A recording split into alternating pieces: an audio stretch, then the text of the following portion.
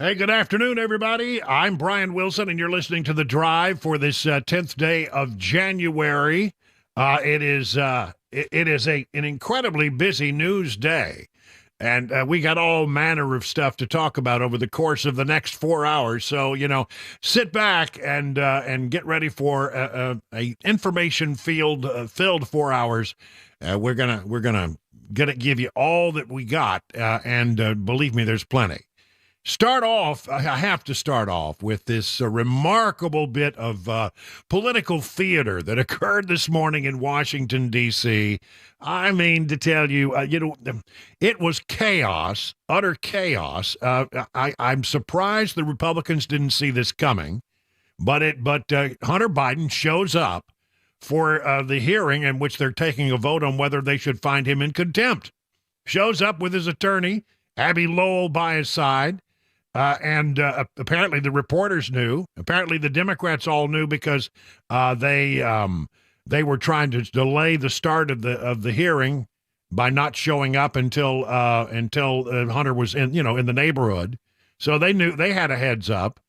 I suspect the White House had a heads up, but Republicans seem to be caught flat-footed as Hunter Biden marches in and takes a seat on the front row right there in the hearing room while they're getting ready to vote on his contempt citation and send it forward for prosecution. It really started to get chaotic when the chairman of the committee, James Comer, called on Nancy Mace, Republican, to have her line of statement, to make her statement, and she turned it into an attack on the man sitting in the front row, and I mean, it got crazy. South Carolina. Thank you, Mr. Chairman, Chairman Comer. First of all, my first question is, who bribed Hunter Biden to be here today? That's my first question. Second question, you are the epitome of white privilege, coming into the Oversight Committee, spitting in our face, ignoring a congressional subpoena to be deposed. What are you afraid of? You have no balls to come up here and... Mr. Chairman, point of inquiry. Mr. Chairman, If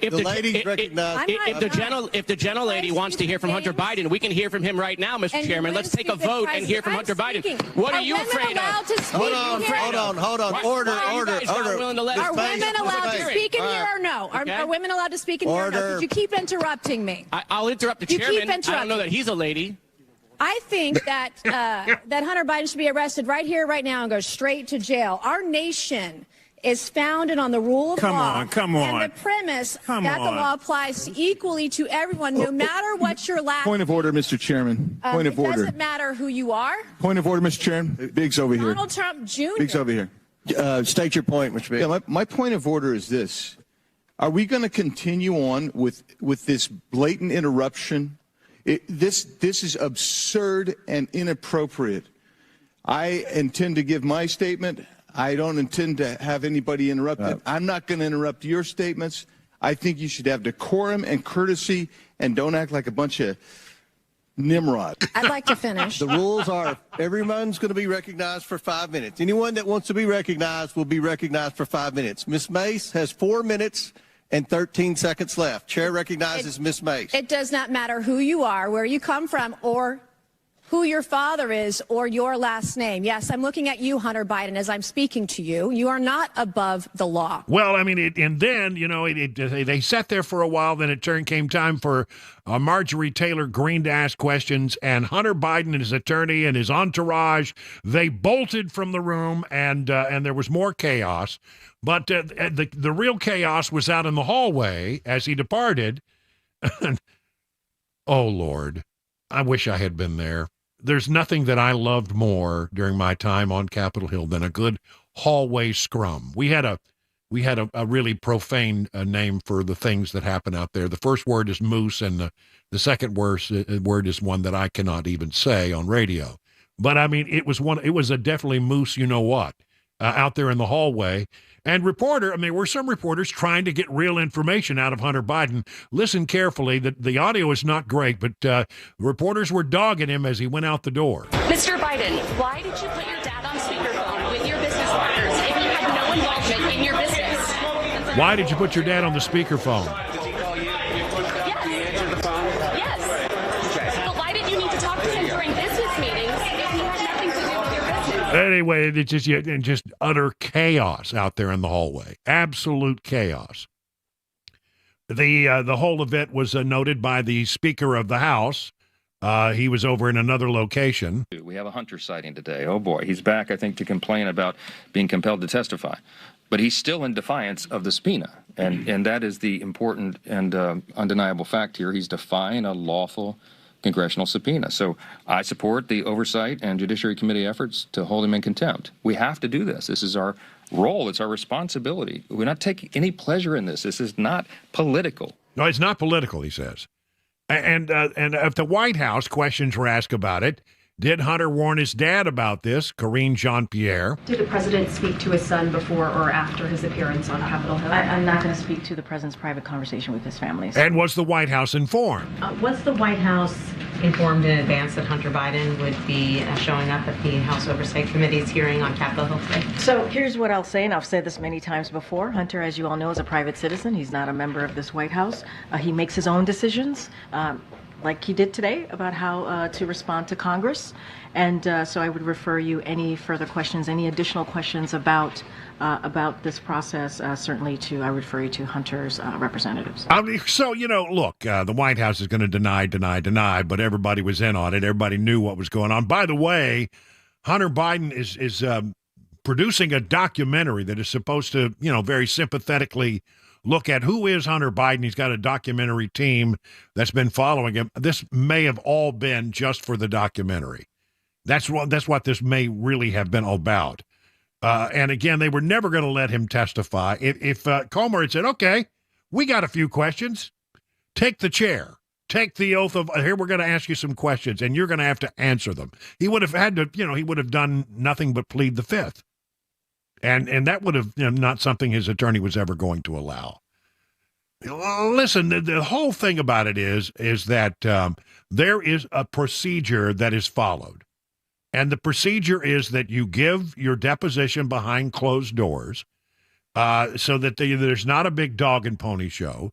You get real information. There may be hundreds of questions that are asked of you, and you have to either give an answer or plead the fifth or whatever. But you got to do that. And then afterwards, if you want to have a public hearing, they'll have a public hearing. That's the way it was working. Jamie Raskin, who's the ranking Democrat on the committee, was attacking this process, saying, oh, let him speak. Come on. We want to hear from him. I mean, there was Alexandria Ocasio-Cortez. She was saying the same thing out there. Here's. I implore this committee to allow Hunter Biden to testify publicly. I implore and I ask for that to happen. And we cannot do that by getting engaged in this back and forth on a defiance of the subpoena. Let him comply. Let him do it today. Let him do it tomorrow. But let the man do it. Yeah, do it behind closed doors. I'd double dog dare you. And by the way, Jamie Raskin, who's making all of this noise about, well, let him speak. He had a very different approach when he was in charge of the committee, and he was taking depositions behind closed doors. Here is something from the old Wayback Machine. The lesson is, please tell your children out there in America, if you get a subpoena to go before Congress or you get a subpoena to go to the court, go. You have a legal responsibility to go. That's what he said when there were other people when he was going after Republicans. Here's more from Jamie Raskin back in the day. Would it be closed door with Bannon, or do you want to, because he could go up there and pontificate if it was a public live hearing? The way that we have treated every single witness is the same, that they come in, they talk to the committee. If they're going to take a deposition, they're sworn under oath. It's videotaped, it's recorded, and then we take it from there. So shut up, Jamie Raskin. Enough of that nonsense. The political theater that was going on here. Now, the bottom line is Hunter Biden is being found in contempt of Congress. That matter will now be sent to the Justice Department, where the Justice Department has a mixed record of deciding whether or not they're actually going to take these cases. What do you want to bet? I mean, they certainly didn't have any problem going after Republicans like Steve Bannon. Do you think they'll have the same standard? No, because the only standard the Democrats have is a double standard. It won't happen. Look, this is all being done to try to create sympathy for Hunter Biden. It doesn't change anything. It's just a dog and pony show. And they're trying to make the Republicans look bad. But I think at the end of the day, the person who really looked bad here was Hunter Biden. It wasn't a bright thing to do, actually, because he got pretty attacked. The soundbite that everybody's running is the one of Nancy Mace. And, he just had to sit there and take that. And before they could launch another attack on him, he got up and left. Being the chicken that he is, he couldn't stick around in the hearing room. Yeah, I know I can't do that. He ran for the door as soon as he possibly could.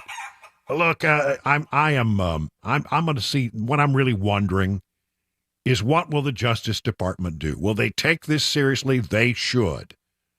There are legitimate questions that need to be asked of Hunter Biden.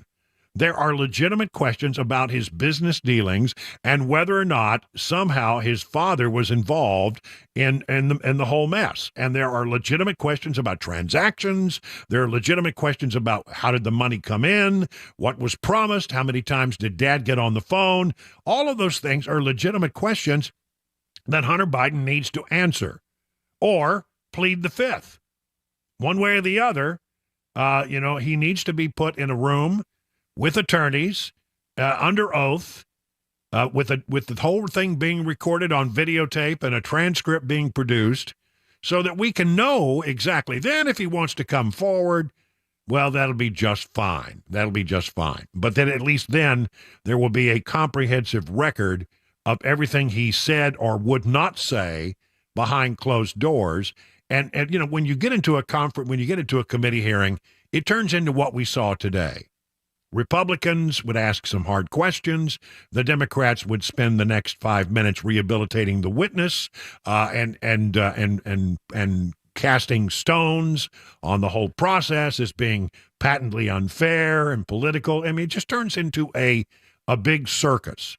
And what you get when you are behind closed doors is no circus. You get down to brass tacks. You get the information, and then you move on. So there's that. There's one other little story that I wanted to throw out here. Hunter Biden apparently now did know the identity of the people who bought his art. Remember, he was selling art. He's an artist, Hunter Biden. He's a sensitive guy. He's also an artist. And he was selling his art, which was just a thinly veiled attempt to send money to Hunter Biden for his legal defense. The people who bought the art, we were told, were not known by the White House and would not be made public. But apparently, according to the Epoch Times, Hunter Biden was aware of the identities of more than half of the purchasers of his art pieces, according to the man who was the art dealer talking to the House Oversight Committee behind closed doors, where these kind of things should take place.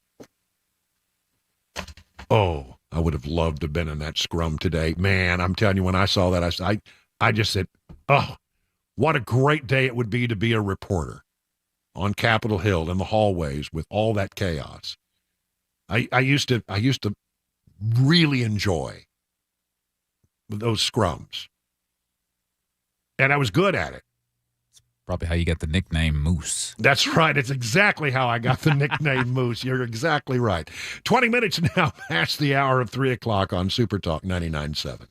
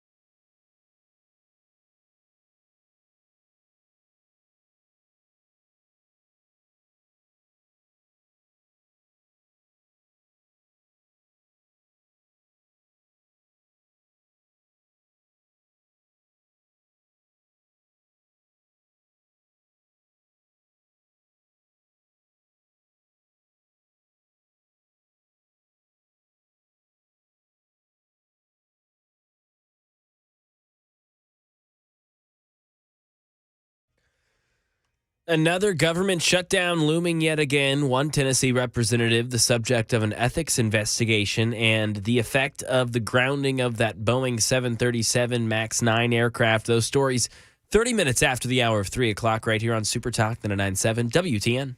There's Mac Morey in the newsroom with all the stories, and then you have Chris Weber in the control room pushing all the blinky buttons. The team is in the chair and ready for another exciting day of the drive. Good to see you guys on this Wednesday. I am very, very excited to be going to Iowa.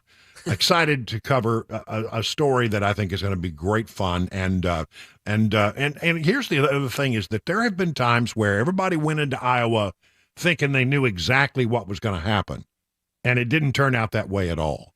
So it's going to be interesting to see when people actually go to the caucuses and make their decisions, exactly how it turns out. Will it turn out like the polls say it will turn out, or will there be surprises as there have surprises that there have been in the past? So that'll be the thing to watch.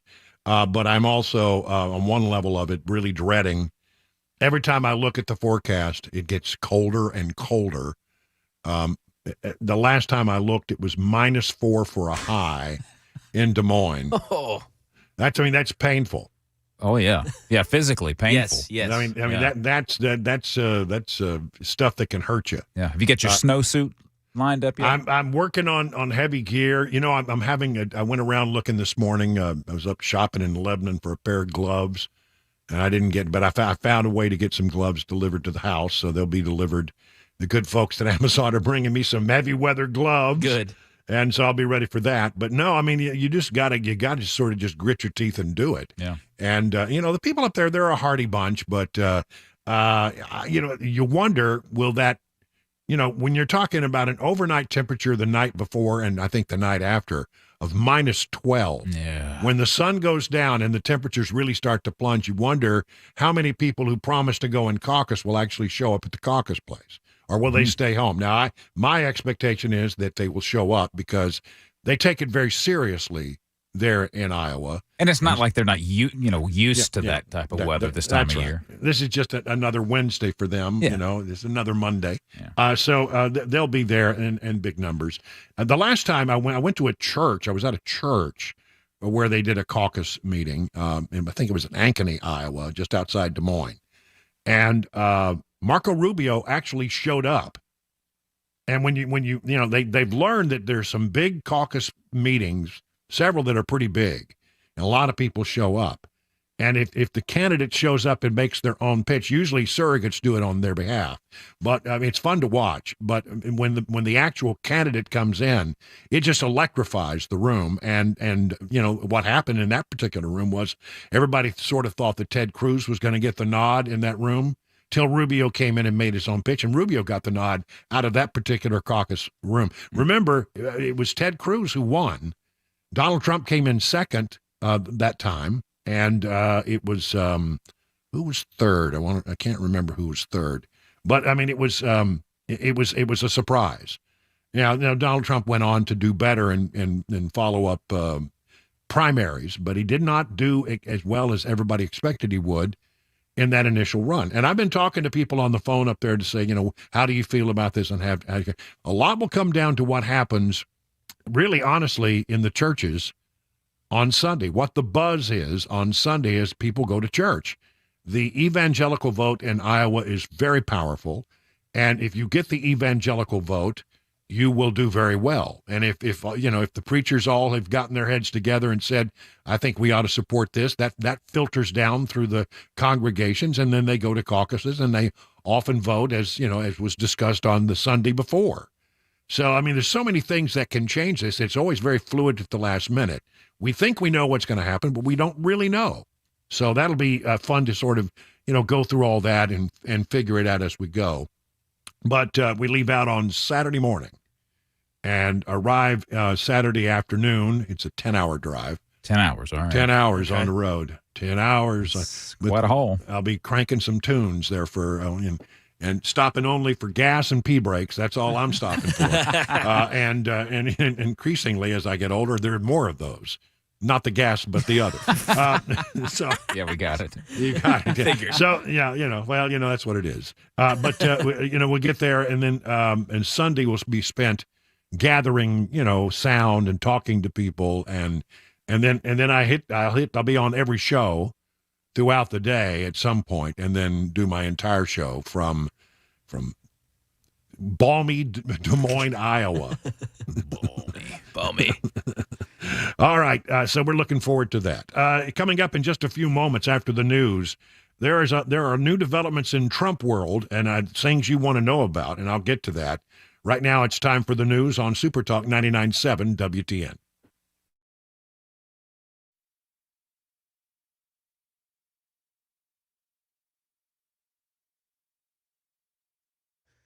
.30, I'm Mac Maury with your top stories. Sunny, clear on Music Row, 46 degrees. Full weather forecast, traffic report. Coming up 5 minutes. A familiar position for Congress, another major deadline looming for lawmakers to pass government funding and avert a shutdown.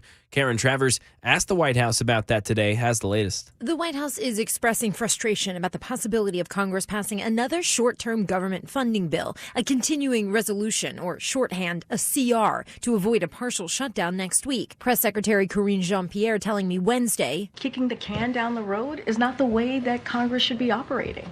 We've been very clear about that. They have a job to do. Keeping the government open is one of the basic things that they can do. Jean-Pierre said a partial shutdown next week is not what Washington should be doing for the American people. An ethics investigation, 3 lawyers from the Campaign Legal Center have called for a full investigation into whether Representative Andy Ogles violated financial disclosure requirements. The CLC is claiming Representative Ogles did not report a $700,000 line of credit taken out in September of last year, or 2022, or accurately declare the source of the $320,000 he personally loaned to his campaign committee in April of 2022.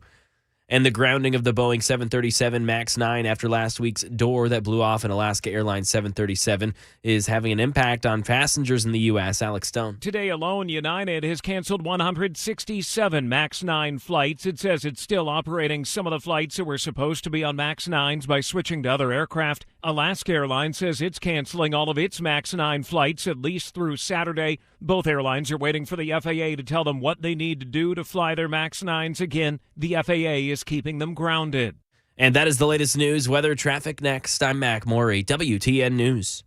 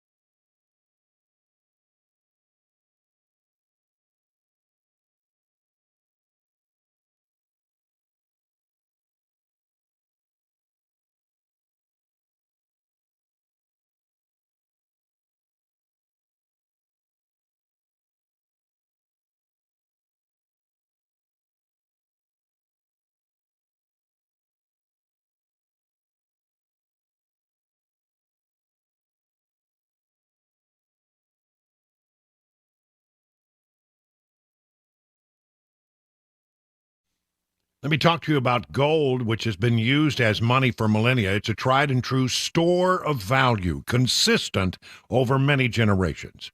Now, some have observed that generational wealth can have 3 components: land, art, and precious metals. Land, I don't know if you can afford it. I can't afford the interest rates right now. Art, I don't know anything about art, but precious metals, that's something you can wrap your head around. It's actually something you can hold in your hand, and it has value, and it always has had value. Maybe you're thinking about doing something. Well, inflation is currently decreasing the value of your money. Gold and silver can be a safe haven during uncertain economic times. You can learn all about the importance of owning precious metals by going to Nashville Gold and Coin. I mean, maybe you have gold that was given to you. You're not sure what it might be worth. Maybe you inherited it. Maybe you're just curious about precious metals and want to learn more. Maybe you have coins around the house that you think might have some value. They can help you with that as well. You can learn all about, as I said, the importance of owning precious metals by going to Nashville Gold and Coin, always available to discuss your options and educate you on the precious metals market. So do what I did and go to Nashville's real money source, Nashville Gold and Coin. You can learn more and set up your one-on-one appointment at NashvilleGoldandCoin.com.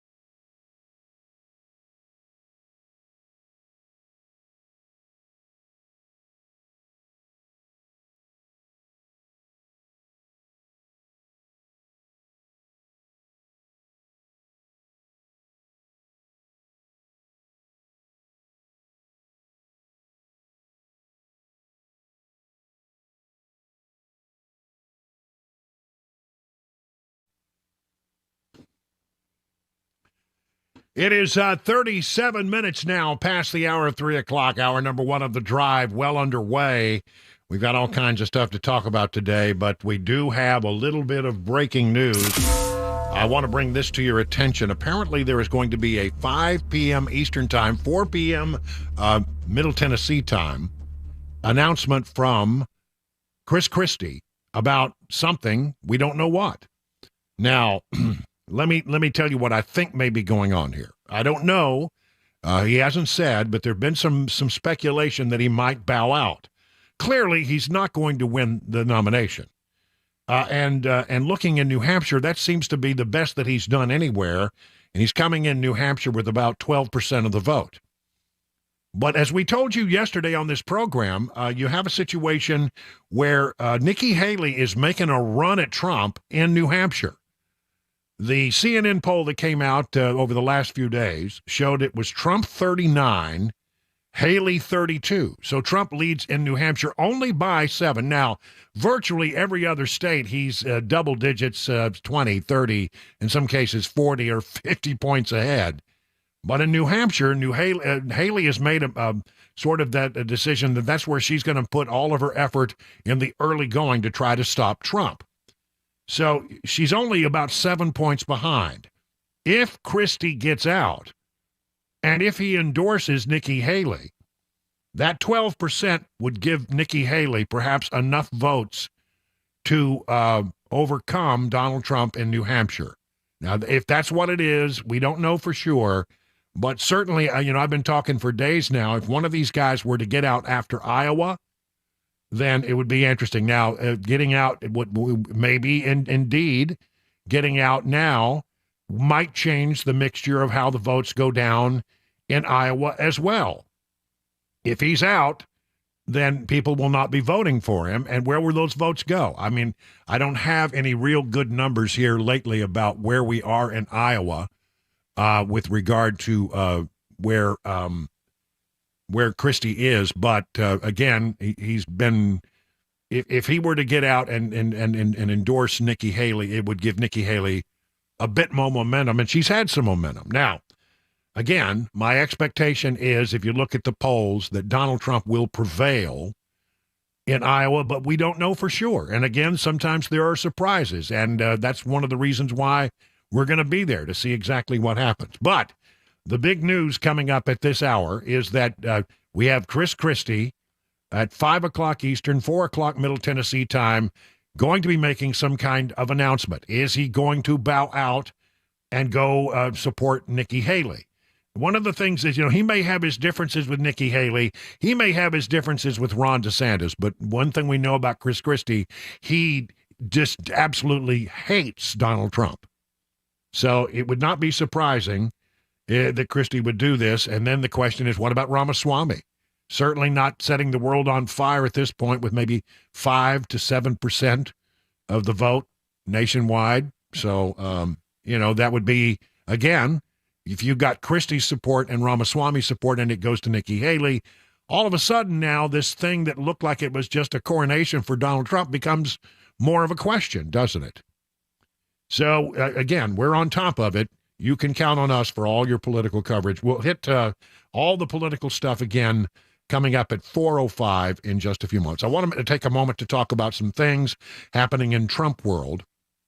Donald Trump will not be making his own closing argument at his New York civil business fraud trial after his lawyers objected to the judge's insistence that the former president stick to relevant matters.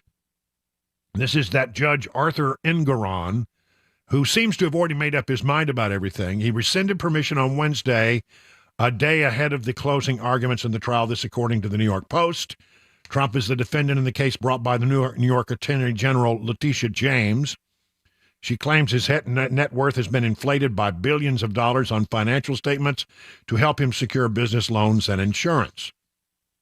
The former president and current Republican 2024 frontrunner denies any wrongdoing. He's lambasted the case as a hoax, a political attack. It is a political attack, because Letitia James basically ran her whole election campaign on, you make me the attorney general and I will go after Trump. So it is political in that particular case. Boy, and talk about the case in Georgia. Has that gotten interesting? In a court filing reviewed by the Wall Street Journal, and this is from the Wall Street Journal, a process server said he showed up at Fannie Willis's office in Atlanta on Monday with a subpoena seeking her testimony in the Cobb County divorce case of Nathan Wade. Who is Nathan Wade? He's the special prosecutor that she hired and has basically paid some $650,000 and change to prosecute the Trump case. There have also been reports that they are lovers, that they are dating, and that they have traveled around the, to vacation together in the Caribbean on that money that she. By this way, this guy doesn't have a tremendous record of being a prosecutor, but she chose him, and now there's allegations of an improper relationship, and now it's getting ugly because she's been served a subpoena to testify in Nathan Wade's upcoming divorce proceedings. The subpoena was served Monday, just hours before one of Trump's co-defendants filed a motion laying out allegations of misconduct by Willis and Nathan Wade, including an improper, clandestine personal relationship during the pendency of the case. According to that motion from a lawyer representing former Trump campaign official Mike Roman, the alleged relationship between Willis and Wade resulted in the special prosecutor and, in turn, the district attorneys profiting significantly from this prosecution at the expense of taxpayers. The motion filed by Roman's lawyer, Ashley Merchant, asked a judge to disqualify Willis from the case, also questioning the validity of the racketeering charges she brought against Trump and other defendants last year. Roman served as the director of Election Day operations for Trump's 2020 campaign. Merchant said sealed records from the divorce case viewed before the court limited access to the documents, substantiate her claims. She's also asked the judge in the case to unseal the records. The Fulton County Board of Commissioners is supposed to approve contracts like that, but that didn't apparently happen. So you got the prosecutor there. Cobb County DA hires, allegedly, her lover to be the prosecutor to go after Trump, authorizes payments to the total of $650,000 to him, and then while she's also dating him, sleeping with him, and traveling on vacation with him, where they're spending a lot of that same money. That stinks to high heaven, doesn't it? It is the filing by Roman's attorney stunned the legal and political community of Atlanta. Legal academics and others closely watching the case said the allegations, if true, could alter who would continue the prosecution's case or how the case may proceed. I would think so. There are real questions about that, aren't there? You know, look, the thing about that I think just angers so many people, and why Trump continues to have such, loyal support among many people on the Republican or conservative side of the equation, has to be with the fact that it looks like, everything that they're doing is overtly political.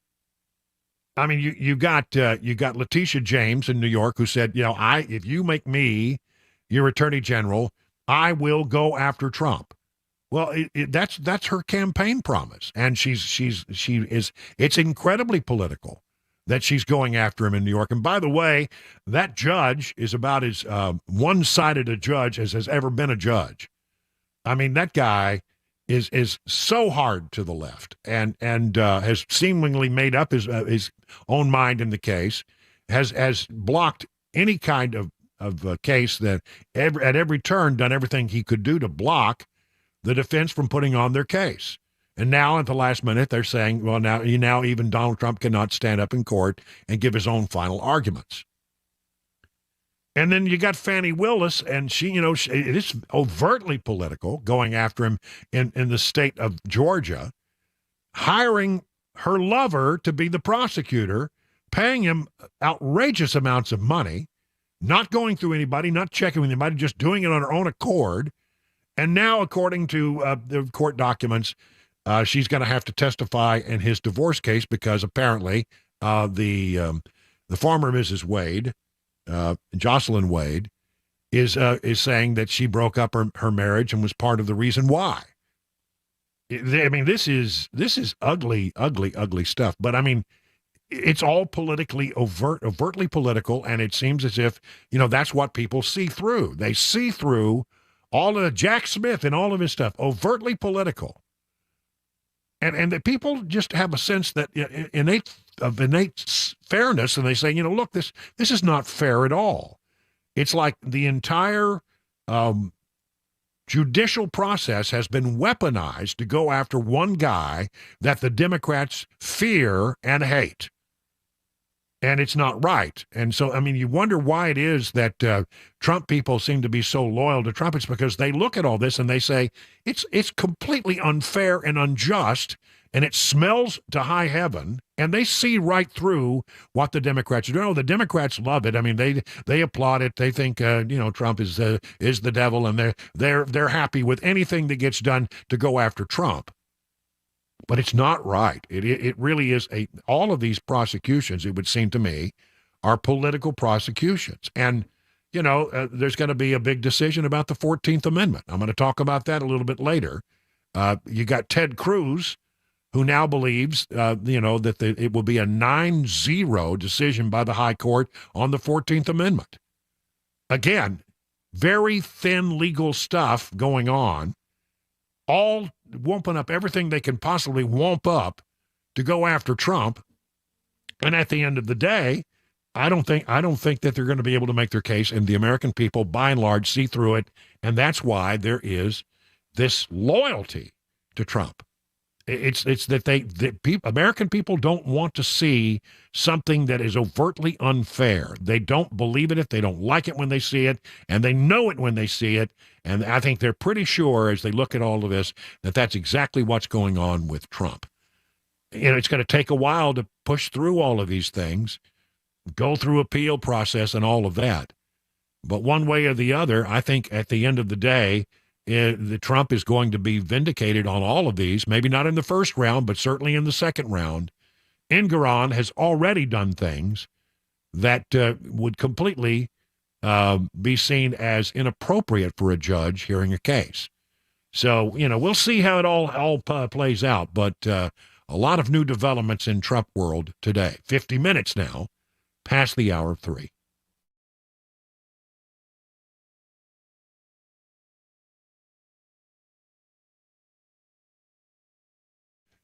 Well, I hope that everything's going well with your heating system because it's about to get cold here in Middle Tennessee. And if you've been seeing your heating system on the blink, don't take any chances. Call the people I would call, the people over at Busy Bee HVAC and Plumbing, 615-775-7833. They'll come over to your house. They'll get you up and running. They'll go through your system and get it just percolating just fine. Listen, one of the ways you avoid having the thing crater on you when you need it most is to make sure you do preventative maintenance from time to time. And that's what being a member of the Beehive Club is all about. Starts at $99, and for that you get 3 thorough maintenance services on all of your systems each year. One aimed at heating, one aimed at cooling, one aimed at plumbing. Never overtime charges 24/7 and 10% off all repairs. Busy Bee Plumbing, Heating, and Cooling is your official Rude Pro partner for satisfaction guaranteed. Call the people I call, people I trust. Busy Bee Plumbing, Heating, and Cooling, 615-775-7833, online at busybeehvac.com.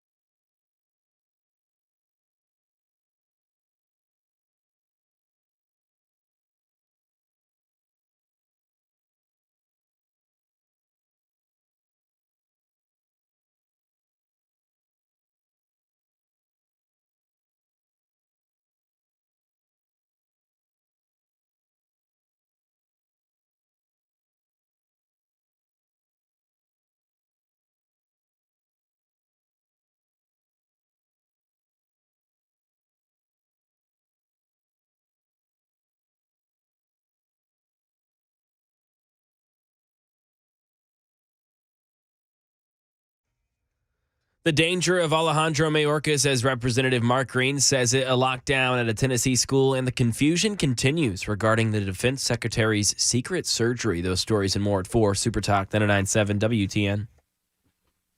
It is 55 minutes now past the hour of 3 o'clock on Super Talk 99.7, a complete 2024 political outlook coming up in the top of the 4 o'clock hour, including the news that apparently Chris Christie is going to have something to say at 5 o'clock Eastern, 4 o'clock Middle Tennessee time. Don't know what that is yet, but we're watching to see if it is perhaps that he's going to, back out. And that would be interesting. So we'll do that. Okay, listen, let's look at the markets real quick. Dow Jones Industrials up 170 today. The S&P up 26. The NASDAQ up 111 points. All screens are vibrantly green. And there's a lot of people who are looking at some reports that are supposed to come out. John Maxon from Beacon Capital Management is standing by with more on that. Good afternoon, John. Hey, good afternoon, Brian. Yeah, the S&P actually closed 13 points from its all-time high of 2 years ago, and the market and investors are going to be very eagerly awaiting the CPI or inflation report that's coming out tomorrow morning. It's expected to come in at 3.2. The core reading, which is going to take out food and energy, is expected to drop from 4 to 3.8. If that number comes in tomorrow in line or beats expectations, it could give consumers in the market and probably the Fed confidence that there's continued progress on inflation, and we could see potential rate decreases sooner than what the Fed has really, told us there's going to be. If that misses expectations, then it could potentially be a rough day in the market. So that's a key report to watch for direction in the market this week. All right, thank you very much. And learn more about all the things that John and the folks over at Beacon can do for you by going to their website, askbeaconnow.com. We got a hard-hitting hour straight ahead right here coming up in the 4 o'clock hour. Don't go anywhere. You're listening to The Drive on Super Talk 99.7.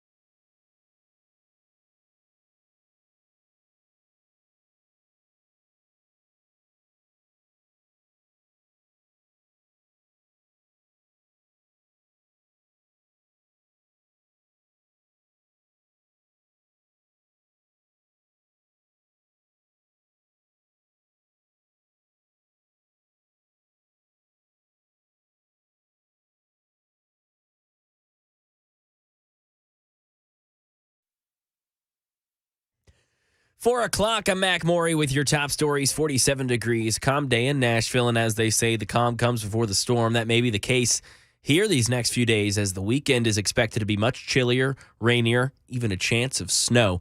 Traffic, complete weather forecast coming up in 5 minutes.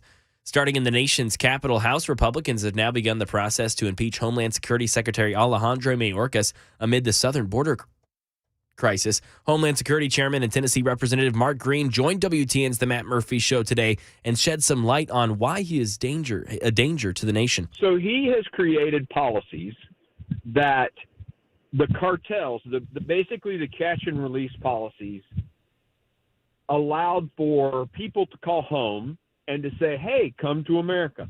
Well, as thousands more people come, millions more people come, the cartels seize the advantage. And so they started controlling that migration flow at the cost of anywhere from $10,000 to $50,000 per person. They use armbands to determine how much a person owes once they get into the United States. So that's how much crime they have to commit once they get in the United States to pay back the cartel. Green says Mayorkas was made aware of this and instead of putting a stop to it, implemented more policies that enhanced those previous policies. Green says the first priority should be border security, then conquering illegal immigration. And there were 2.5 million encounters of illegal immigrants across the southern border in last year's. And it's last year, and it represents a new historic high. It tops 2022's record. Lockdowns in Tennessee. Donaldson Middle School was placed on lockdown before school this morning due to a hoax bomb threat. The threat came via email. It happened overnight. Officers swept the building and determined the threat was not credible. They cleared the school for continued use. MNPD now investigating the source of that threat. And the White House still sorting out why the defense secretary did not inform the president he was getting prostate surgery and had transferred some of his authority to his deputy. Andy Field with the latest. White House National Security spokesman John Kirby reiterating that the president was just in the dark, as most of the nation, about the defense secretary's surgery. There was no lack of curiosity on our part. Defense Secretary Austin taking responsibility for not informing the proper executives. The president telling all cabinet members to make sure they follow notification rules if they're unable to do their job. And that is the latest news. Traffic and weather next. I'm Mac Morey, WTN News.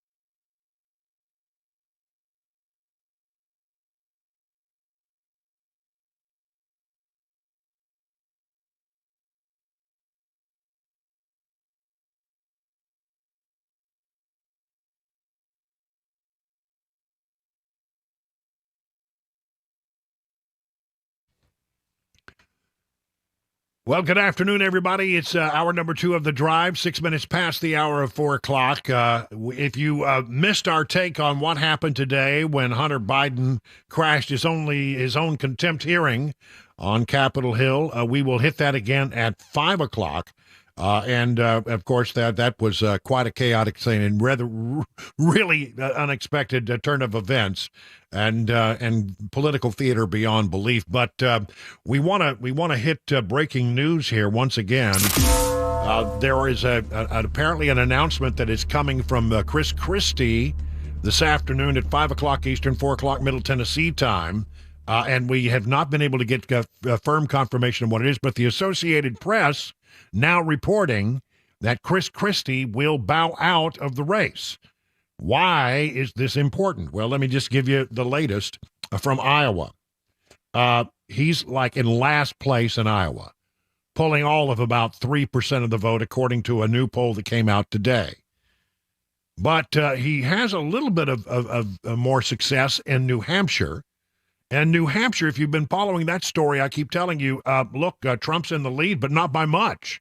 Nikki Haley has spent a tremendous amount of money in New Hampshire and now is only 7 points behind Donald Trump. Donald Trump comes in at 39, according to a CNN University of New Hampshire survey that came out just the other day.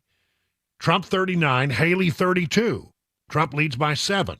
Christie has 12% of the vote, according to that poll. And if he bows out and endorses Nikki Haley might well prevail in New Hampshire.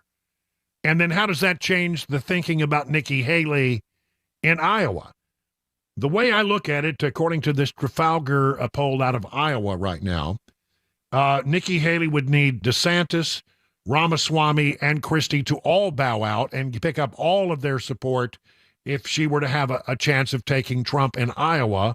Right now, Trump is very strongly in the lead in Iowa. Trump 52, Haley 18, DeSantis 18, Ramaswamy 5, Christie 3. So still a lot of room to try to catch Donald Trump in Iowa, but she could make a real stand in New Hampshire. And so how does this all change things? I mean, if it becomes known that she can win in New Hampshire, will that change the outlook with Nikki Haley among the caucus goers in Iowa? See, this is why I'm going. This is why I'm going to be in Iowa on Monday, January 15th, to bring you all this, because it becomes unpredictable. If a bunch of people decide to bow out because either during Iowa or after Iowa, it could change the complex nature of this election. And although Donald Trump is the heavy favorite of looking at most of the polls, some polls around the country and some states, he's 20, 30, 40, 50 points ahead. I mean, he's very strongly leading right now. But if the field winnows down to where it becomes Trump and Haley, will Haley pick up enough support to actually be competitive against Donald Trump? That is the looming question. So again, 4 o'clock, we'll find out what Christie has to say. We'll try to bring that to you live, and you'll hear it as we hear it. That's coming up in the well, let's see, it would be any moment now. Any moment now. Yeah, I'm watching the live feed right now from New Hampshire. They're awaiting Christie to approach the podium there. All right, so the moment that happens, then bring him up. And so that's right. I just figured that out. It is 4 o'clock, so it could happen any moment now. All right, while we're doing that, let me talk about some other stuff. The Detroit, if you're Donald Trump, you've got to love this poll out of Detroit. The Detroit News came out with a poll that says right now, in a two-person battle between Trump and Biden in Michigan, Trump would win Michigan by 8 points.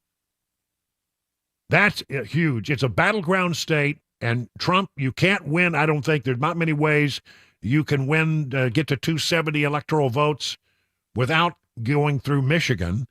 And Trump has a pretty strong lead in Michigan right now. This is among union workers who are dissatisfied with the Democrats. This also has something to do with the fact that there are many Arab voters dissatisfied with the Biden administration. So, but here's the more interesting thing: if you look at a five-way race, with, maybe even Manchin as a moderate third-party candidate, Trump wins by 11 points in Michigan. Every time you add more people to the mix, it takes away from Biden, but it doesn't seem to take away from Trump. So according to the Detroit News, if the election were held today, Trump would win in Michigan by 8. In a 5-way matchup in Michigan, he would win by 11. Very strong news for Donald Trump. And again, Iowa, the Trafalgar poll came out today. It's much one that's been looked at very closely. Trafalgar is a Republican pollster, but they have Trump 52, Haley 18, DeSantis 18, Ramaswamy 5, Christie 3. But it could change everything depending on what Christie, Ramaswamy, and DeSantis decide they do. They may stick through it through Iowa, though it sounds like Christie won't be there, but he's not much of a factor in Iowa. But if we are post-Iowa and we have someone like DeSantis saying, I can't get there, I'm not going to be able to do it, then it changes a lot of the math about what might be possible when you winnow the field down to two candidates. All right. We're watching very closely. Chris is keeping an eye on the events in New Hampshire, where we're expecting at any moment that Chris Christie will be coming forward to make this announcement that he is dropping out. As I said before, he may have his issues with Nikki Haley on the debate stage. He may have his issues with Ron DeSantis, but he really has issues with Donald Trump. And is he trying to become a kingmaker here? Is it something that apparently the question is, does the Nikki Haley campaign know about this? Were they in contact with him? Did he give them a heads up?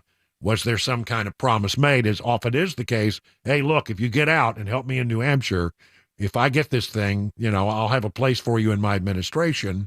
That's sometimes the kind of conversations that take place. So we're waiting any moment now to hear what Chris Christie has to say out of New Hampshire. But again, Associated Press reporting that Chris Christie is out. One of the things that we want to look at very closely is this 14th Amendment argument that has been made against Donald Trump, that he cannot be on the ballot in places like Colorado or Maine because of the 14th Amendment, where they have decided he's an insurrectionist, and therefore they have said, we're going to take you off the ballot. This matter is definitely going to the Supreme Court. The Supreme Court has decided to take up the case, and I think they'll decide it in rather short order. While we're waiting on Chris Christie, let me play you the thoughts of Ted Cruz. Now, say what you will about Ted Cruz. I like Ted Cruz. Ted Cruz is a great constitutional lawyer. Probably the brightest legal mind in the United States Senate. And there are many people who feel that he's got a good take on it. While we're waiting on Chris Christie to come forward, let's hear what Ted Cruz thinks about this 14th Amendment case and what might likely happen.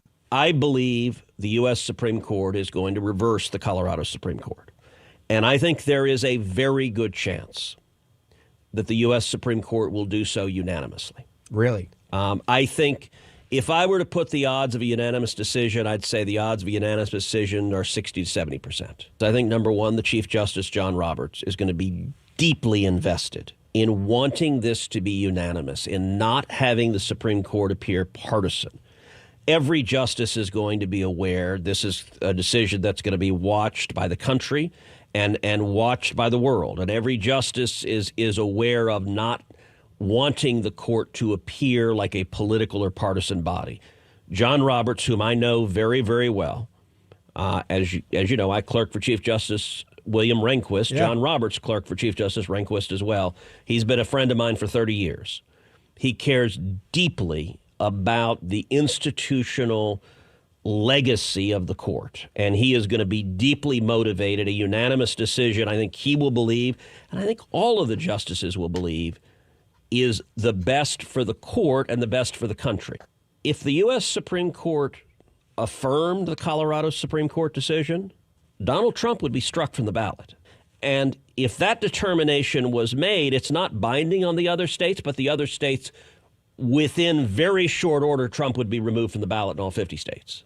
True. The only ground on which the U.S. Supreme Court could affirm the Colorado Supreme Court is to conclude that Trump is barred from running for office because of the 14th Amendment, Section 3 of the Constitution. If the Supreme Court concludes that, every state will remove him from the ballot, and you will have courts order every state to do that. So that would be a nationwide decision. Now, it would also be a decision that would be so profoundly anti-democratic, and I think it would rip this country apart, and the court doesn't want to do that. So I think he's right about this. I think Ted Cruz has it exactly right, that the high court could likely do this on a unanimous basis and put this argument to rest.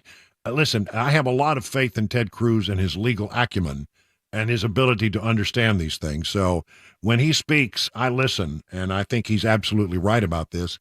The argument that the 14th Amendment is applicable is, to me, and it's a non-starter, and really, honestly, one of the weakest attempts to try to hurt Trump that we have seen in this election season. Reminding you that we are waiting any moment now.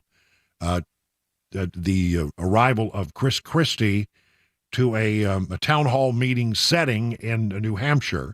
Associated Press says that Christie is out, and it may well give enough support to Nikki Haley that she could win against Donald Trump, certainly in New Hampshire, but might change the electoral math a lot. And the polls, it just throws everything into chaos when you have somebody who's pulling 10% in New Hampshire or 12% in New Hampshire who gets out of the race just before we go to Iowa. Speaking of Iowa, one of the things the reason I am going is that we have all of these polls that say, well, it looks like it's going to be Trump by a landslide. But I found an interesting story in the Epoch Times, which I think is true, and it has a history of bedeviling prognosticators because Iowa tends to break late. Things happen, and the people in Iowa pay close attention to the TV ads, to what's in the news. And by the way, a lot of what gets decided is decided by the evangelical vote. And so everybody shows up at church on Sunday. They listen carefully. They talk to people. Maybe that's not coming from the pulpit, but it happens on the way out. Who are you going to vote for, Pastor? I don't know. How you feeling about it? I don't know. Listen, and things can change on Sunday just before the Monday caucus. Iowans want to see the candidates, want to speak with them, pass judgment on them in person. They won't make up their minds easily. Sometimes they hold their powder to the last minute before committing. Caucus goers don't reach their decisions often until just days before the event, according to the Epoch Times, and I think that's right. Because of this, an experienced politician who polled well in the preceding months might finish behind a more personable candidate who shook more hands. If there's one candidate out there who shook a lot of hands, it's Ramaswamy, who visited all 99 counties in Iowa not once but twice. He did the full Chuck Grassley, they call it. Chuck Grassley visits all 99 counties every year. Well, Ramaswamy did that twice. But he's not polling well, but nonetheless, that could be a surprise too. Is his support stronger? Since 1972, when caucuses were given their first-in-the-nation status, 2 Democrat presidents have had their stars turned in the barns, diners, and gymnasiums of the Hawkeye State. And in recent years, the caucuses have produced upsets for both political parties. Remember, Donald Trump did not do well in Iowa the first time around. Will he do better this time? If the polls are any indication, yes. But could things change with the developments this afternoon with Christie and the surging candidacy of Nikki Haley? We're watching. We'll break right back in no matter what's going on. We'll break back in as soon as Christie comes forward. It is now 20 minutes past the hour of 4 o'clock.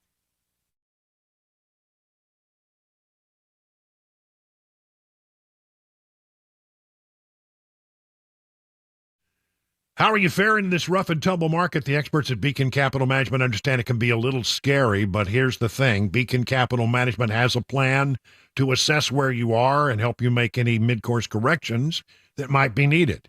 Wouldn't it be great to have the peace of mind that you're on the right path?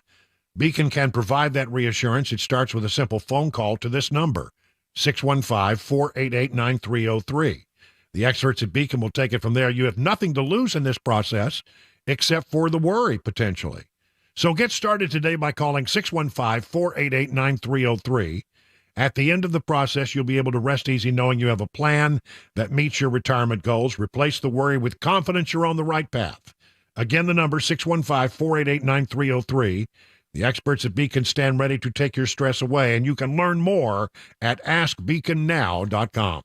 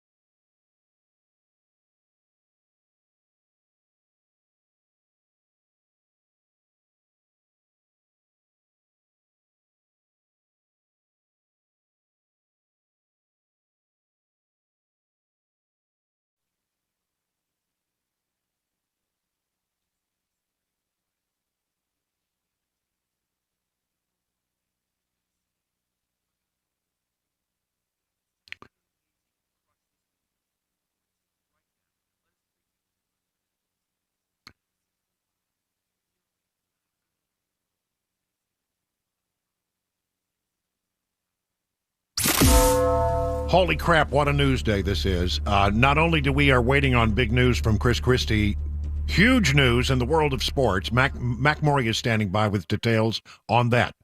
Can you give me the latest of announcement from Nick Saban? Per Chris Lowe of ESPN, Nick Saban has just informed the Alabama football team that he is retiring from the position. 6 national titles with the Crimson Tide, and now he is done. All right. And Chris Christie has made his way to the podium. All right, so now let's listen to Chris Christie out of New Hampshire. You know, we start these town halls the same way. We've started them the same way ever since we were up at St. Anselm's in June to tell you why we're in this race. And we're in this race to tell the truth. From the beginning, we've been in this race to tell the truth. Fact is that as we were watching this race come together from where Mary Pat and I were sitting at home in New Jersey, we were really concerned that nobody would tell the truth in this race about what's really at stake. And no one would tell the truth about Donald Trump. No one would tell the truth about his divisiveness, his stoking of anger for his own benefit, him putting himself before the people of this country, myself included, who gave him the honor of being President of the United States from 2017 to 2021. Personal ambition is a necessary element for any political candidate. You got to get out of bed in the morning and be able to really believe in your heart that you have something to offer to folks that's better and different. And so I have no argument with people who are involved in politics being ambitious. You need to have it. But it can't be what governs your decision making. Ambition can't be what makes you decide how to do things as a public figure. It could just be the fuel that gets you out of bed, that gets you in front of a room like this, that gets you on the phone raising money, that gets you working for people who you believe in, and gets you working for yourself. I made a political decision 8 years ago when I dropped out of the race in 2016. I looked at the polls, and I decided that Donald Trump was going to be the nominee, and that since I'd known him for 15 years, that I could make him a better candidate, and if he won, maybe a better president. I knew his flaws, but I also knew he was going to win the nomination. So I decided that I would get behind him and support him. I let the ambition get ahead and in control of the decision making. And after I figured that out, I promised myself and I promised my wife that I would never, ever do that again. And I'm not going to. So for all the people who have been in this race, who have put their own personal ambition ahead of what's right, they will ultimately have to answer the same questions that I had to answer after my decision in 2016. Those questions don't ever leave. In fact, they're really stubborn. They stay. And so I know how I'm answering those questions. I've never believed that Donald Trump was a foregone conclusion as our nominee in this race, and I knew that the case had to be made against him.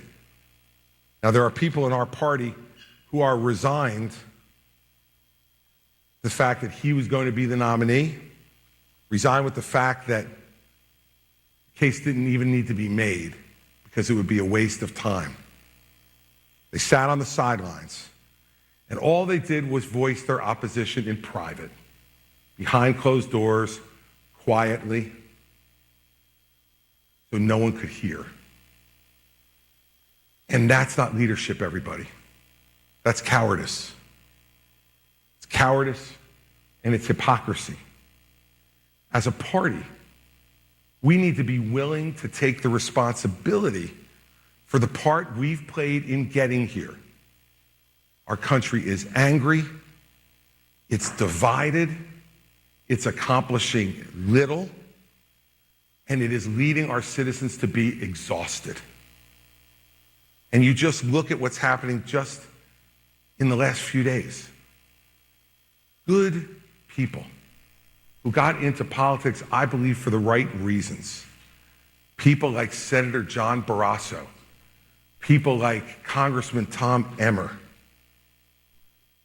stand up and endorse Donald Trump. They know better.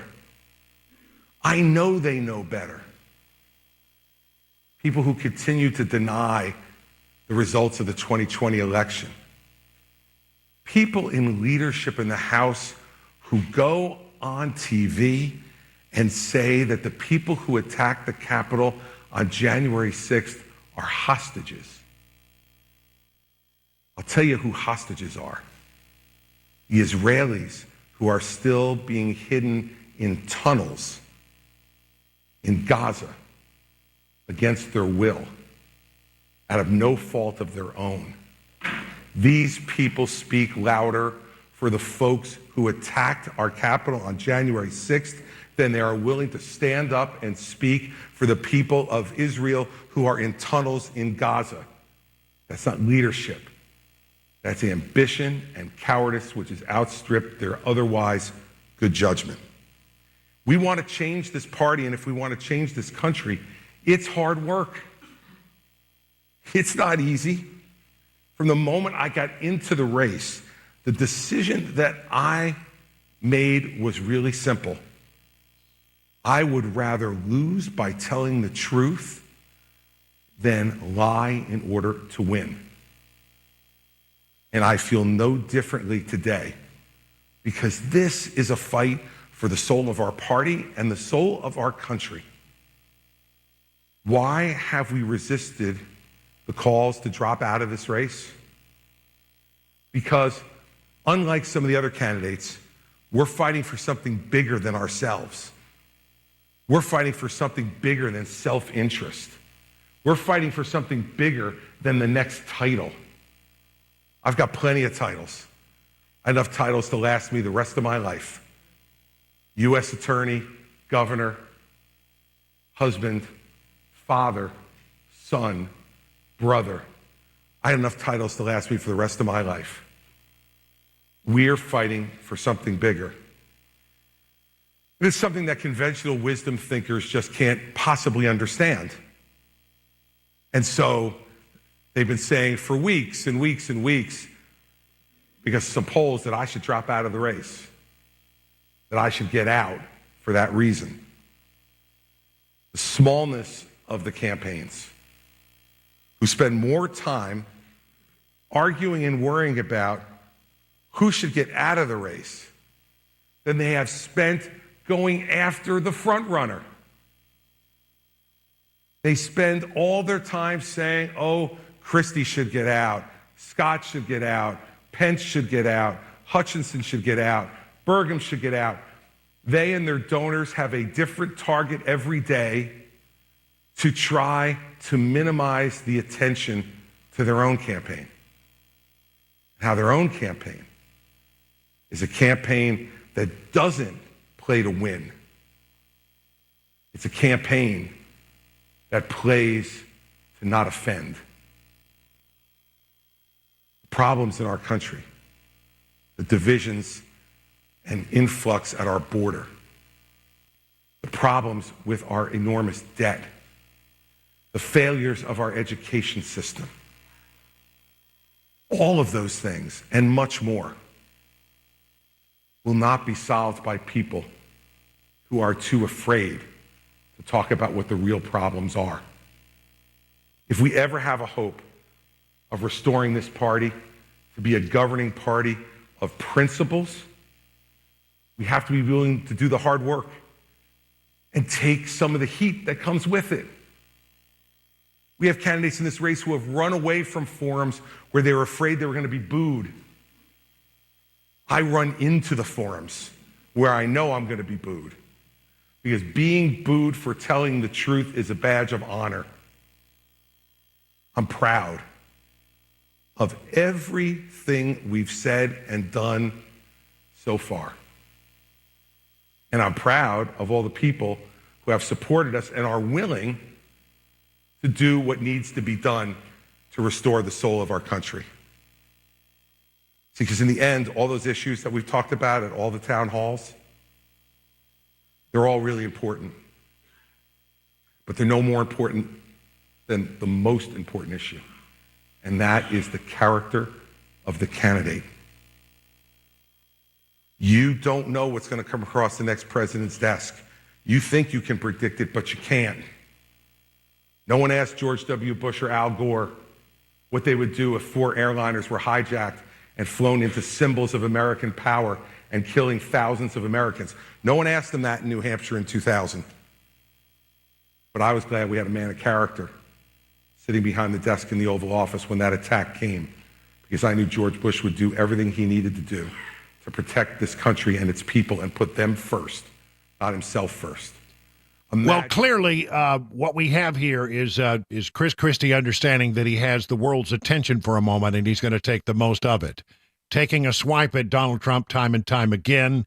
But the reporting that we have is that he is going to announce that he's leaving. We'll continue to monitor that and get to it, but there's other news going on. Nick Saban retiring. That's huge news. So we've pushed this off a little bit. We'll get into the news in this hour. But it's time now for the news with Mac Morey.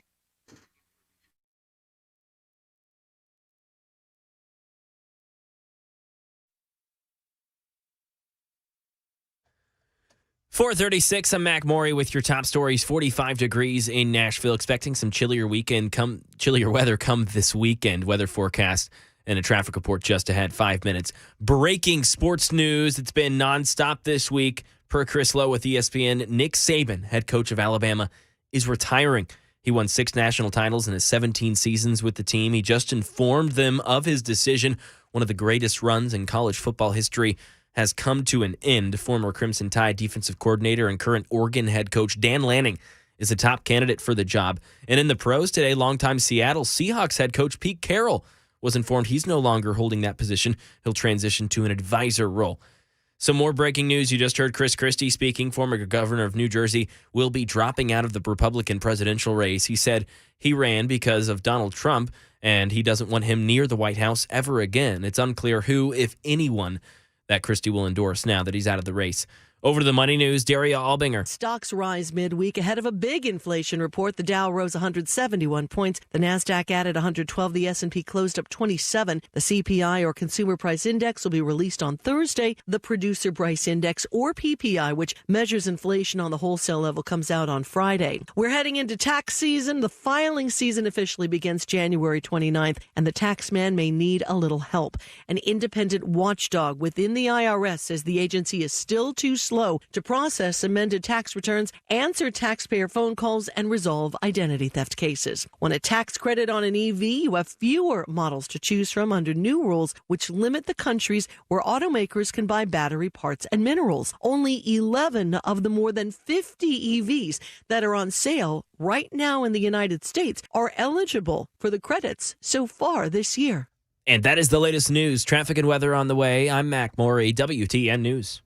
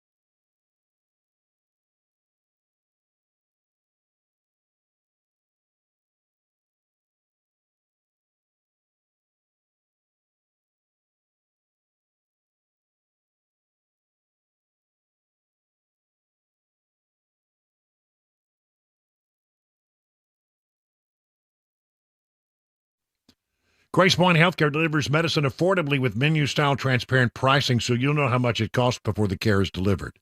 Known for their smart care plans that start at just $69 a month, you get unlimited office visits and free basic labs for the entire year. And because we treat the whole family, even newborns, we offer family plans as well. Now, you marry that with a high-deductible insurance plan could save you and your family hundreds of dollars. At Grace Point, they take their time with each patient. They see you the same or next day. There are no long wait times or crowded wait rooms, and they treat naturally whenever possible. It is a military vet-owned practice. Just some of the reasons why it's been voted the best primary care provider by Toast to Music City, year after year after year. Grace Point Healthcare on Main Street in Franklin. Here's the number, 599-6868, to schedule a visit.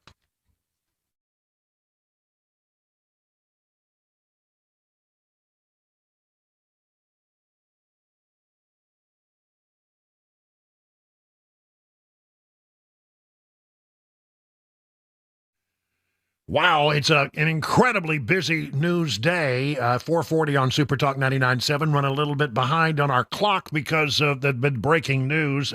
In case you have not heard, Chris Christie has suspended his campaign, and Nick Saban says that he is retiring as the head coach of Alabama. Big developing stories here this afternoon on what was already a busy news day before we started. No better time for us to check in with Pete Hegseth from the Fox News Channel. He's, of course, the host of Fox and Friends on the weekend. And when he's not doing that, he's a resident of Middle Tennessee right here in Sumner County. Well, Chris Christie is out. Can I just play the soundbite for you? It's about just a few seconds so you hear what he had to say, and then I want to get your reaction. people who believe in our message and believe in what we've been doing. Excuse me, start that over again. Here it is. Also know, though. One more time. We're going to get it right. Here we go. And it's clear to me tonight that there isn't a path for me to win the nomination, which is why I'm suspending my campaign tonight for President of the United States. I know, and I can see it from some of the faces here, that I'm disappointing some people by doing this. People who believe in our message and believe in what we've been doing. I also know, though, it's the right thing for me to do. Because I want to promise you this. I am going to make sure that in no way do I enable Donald Trump to ever be president of the United States again. And that's more important than my own personal ambition. Well, there you have it, Pete, taking a swipe at Trump as he's made no bones about the fact that he doesn't like Donald Trump. He's bowing out before we go to Iowa, before New Hampshire. What do you think about all this? Well, I think, Brian, to be honest, the Nick Saban news is bigger news. You're right about that. For 99% of your audience, bigger news. Although Chris Christie is bigger in aggregate terms. He is just saying. Listen, he is acknowledging what we all knew from the beginning, that a campaign premised on hatred of Donald Trump was going to go nowhere in a party that is overwhelmingly supportive of Donald Trump. And so he was always a kamikaze missile to start. The timing of this is, I think, probably the most dynamic part of this announcement. It's meant to bolster Nikki Haley, you would presume, in New Hampshire, where Chris Christie's had 5, 6, 7%, and he thinks most of those people will go to her. I'm watching the coverage right now, too. It doesn't look like he's endorsed anybody yet, and he may leave that open. But what I think will dominate the coverage, Brian, I don't know if you've seen this, but apparently Chris Christie's own live feed included a hot mic moment at the beginning. So, all the networks are covering it, but his website had a feed of the announcement, too, and he was caught backstage on a hot mic, and it's verified that he was saying, Nikki Haley can't win. She spent all this money and she's not going to win, and that DeSantis called him panicked. This is always been the case with Chris Christie. The cameras come on and he waxes and wanes about the state of democracy and the role he can play. You talk to behind the scenes, he's a pretty shrewd political operator. He knew he was never going to win. He understands the dynamics of where the party is. And it's pretty cynical, ultimately, what he's been willing to do this entire time. So not big news, but could have some impact, I guess, on New Hampshire. But I'm looking at the CNN poll that came out, not to mention a name, your competitor, but they had it at Trump 39, Haley 32, Christie 12, and DeSantis 5. So if that's accurate, and who knows if it is, but if that's accurate, and 12 percentage points went to Haley, she could defeat Trump in New Hampshire. Now, there's no guarantee that's going to happen. You're totally right, Brian. I mean, that poll is an outlier from the others that we've seen on New Hampshire, which have shown a wider spread, 15, 20, 25 points. But if that were to be true, and those people were to go to Haley, I mean, that would be the kind of disruptive moment that the campaign would require for the glide path of Donald Trump to stop. I don't see it. But who knows? And he's going to come out of Iowa, and he needs over 50%, I think, to really look dominant. And then New Hampshire could make New Hampshire really interesting. Yeah, I think New Hampshire might be very interesting. And the question is now, what about DeSantis? DeSantis called in. He said he was panicked. Is that what Chris Christie said? Yeah, Chris Christie said he was panicked. I mean, I think DeSantis is probably in the worst position of anybody. Your Chris Christie people are not going to Ron DeSantis, who is effectively America First light. And his whole premise of his candidacy was, I'm Trump without the baggage, but it hasn't caught on. And so he put all his cards in Iowa. So he's been traversing that state for months and is basically in a dead heat with Nikki Haley. And if he's not a strong, powerful second, then I would anticipate he drops out. We've heard rumors of that too, because he's dead in the water in New Hampshire. He's not winning anything in New Hampshire. He's got 5% of the vote if this poll was correct. He's all Iowa. He had to be a really robust Iowa second, and that just doesn't appear to be the case. So I think he's probably the biggest loser at this point. Do you think there'll be any surprises in Iowa? I mean, I was just talking about when you look at the history of what happens in Iowa, one of the things you find is, and I'm going to be in Iowa, so I think it's probably going to be Trump in a big way. But the voters in Iowa, when they go to the caucus poll places, they tend to break late, and Totally possible, there can be some prizes in Iowa. I'll be there with you. I hope we can catch up. And I like the fact that elections can come down to that last moment. That's why I don't like early voting and all this other nonsense. I mean, then late-breaking developments don't really matter. Who knows? I mean, the eternity of the next 5 days could reveal a lot of different and interesting things, with Christie being the most recent example of that. Like I said, I think it's Trump over or under 50 is an important metric. DeSantis in second strongly is an important metric. Nikki Haley just has to hang. She's never wanted to be in Iowa to begin with, so she wants to go to New Hampshire and South Carolina. To me, the interesting wild card for sure in Iowa is Vivek Ramaswamy, who's been sitting at 6 or 7%, but he's done the double 99 county stretch. Right. He claims he's got a big base of support that's not being counted in polls.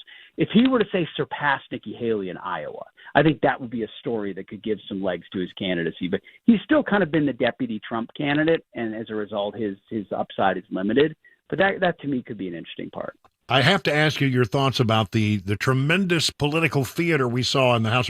Oh, and as an old Hill rat, I wanted to be in that scrum so bad. That looked like the most fun that a reporter could have. But Hunter Biden shows up for his own hearing today, where they're trying to decide whether he should be held in contempt of Congress, and it was all for theater. But I mean, oh my gosh, what a chaotic scene that was. I'm with you. I enjoy some good unscripted political theater. Of course, the Democrats knew he was showing up. The Republicans didn't look like they knew. And I think it's all meant for Hunter's team to make it look like he's willing to show up. I'll show up. I'll show up at the press conference. I'll show up at But what they really don't want is the behind-the-scenes deposition. That's what they're trying to avoid here completely. And so they're using political press and the theater to try to gin up the perception that he's willing when he really, really doesn't want to. The question will not be whether or not he's subpoenaed to appear, but whether the Department of Justice will actually enforce that, which I'd be surprised if they did. Yeah, listen, I think you're right about that. You're packing your long underwear and your heavy gloves. I don't know if you've looked at the forecast for Iowa, but it's on caucus day, the high is going to be either -3 or -4. There's a reason I fled Minnesota, Brian. These are I have bad memories of these kind of temperatures. Yeah. I will be finding the indoors as quickly as I can. Yeah. Well, the good thing is in Des Moines, at least. I guess you'll be in Des Moines, right? I'll be in Des Moines on Sunday night and Monday morning, but then we're doing our coverage for Fox Nation in Iowa City at one of the caucus locations. Oh, yep. Really? That'll be fun. Well, I mean, they have these elevated walkways in Des Moines, so you don't have to go outside to get from one part of town to the other. Very important. Yeah. All right. Listen. Thank you so much. Breaking news, and I appreciate you being flexible while we tried to get all of this news squeezed in on an incredibly busy news day. Pete Hegseth, always a pleasure. You got it, Brian. Thank you. All right. See you in Iowa. 50 minutes now past the hour of 4 o'clock on Super Talk.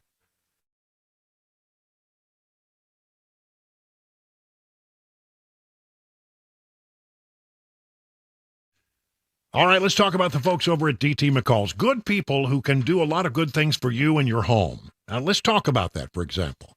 If you need appliances, you need furniture, you need anything you can think of, a bedroom suite.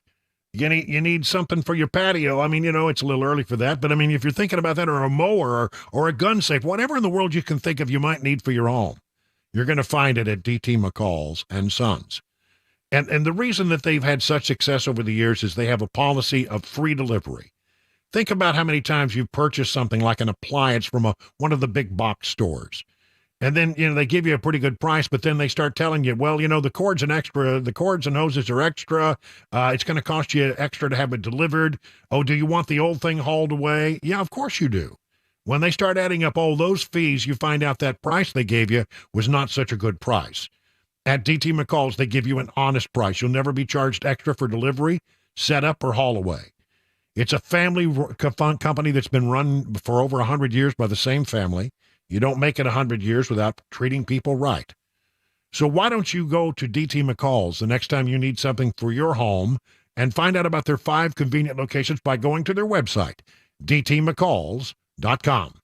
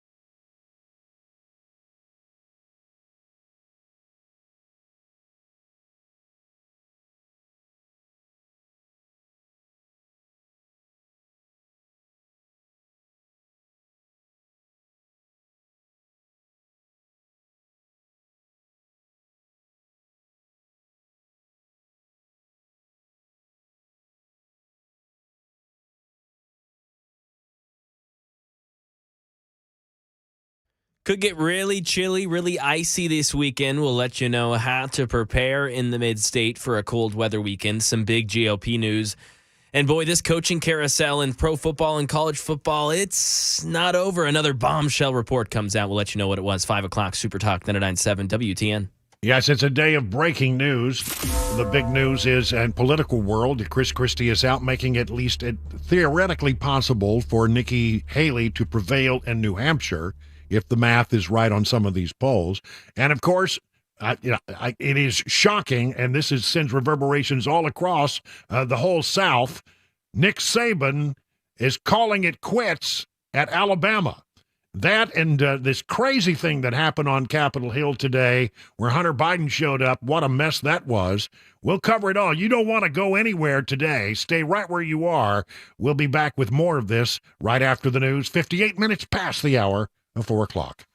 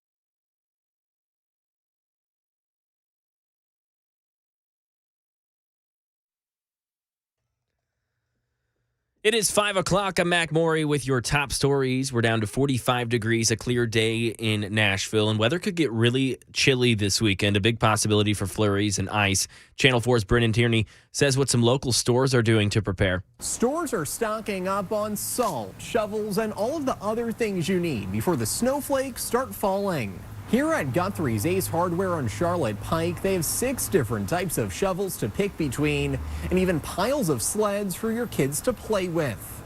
Vanessa Morrison says they've been struggling to keep their displays stocked. She's expecting them to sell out of salt and ice melt before the storms even hit. And the threat for that weather really begins this Friday. The latest traffic report and a weather forecast are on the way in 5 minutes. Now to some big GOP news. Chris Christie dropping out, Michelle Franzen. In New Hampshire, Chris Christie is expected to announce he's ending his presidential campaign.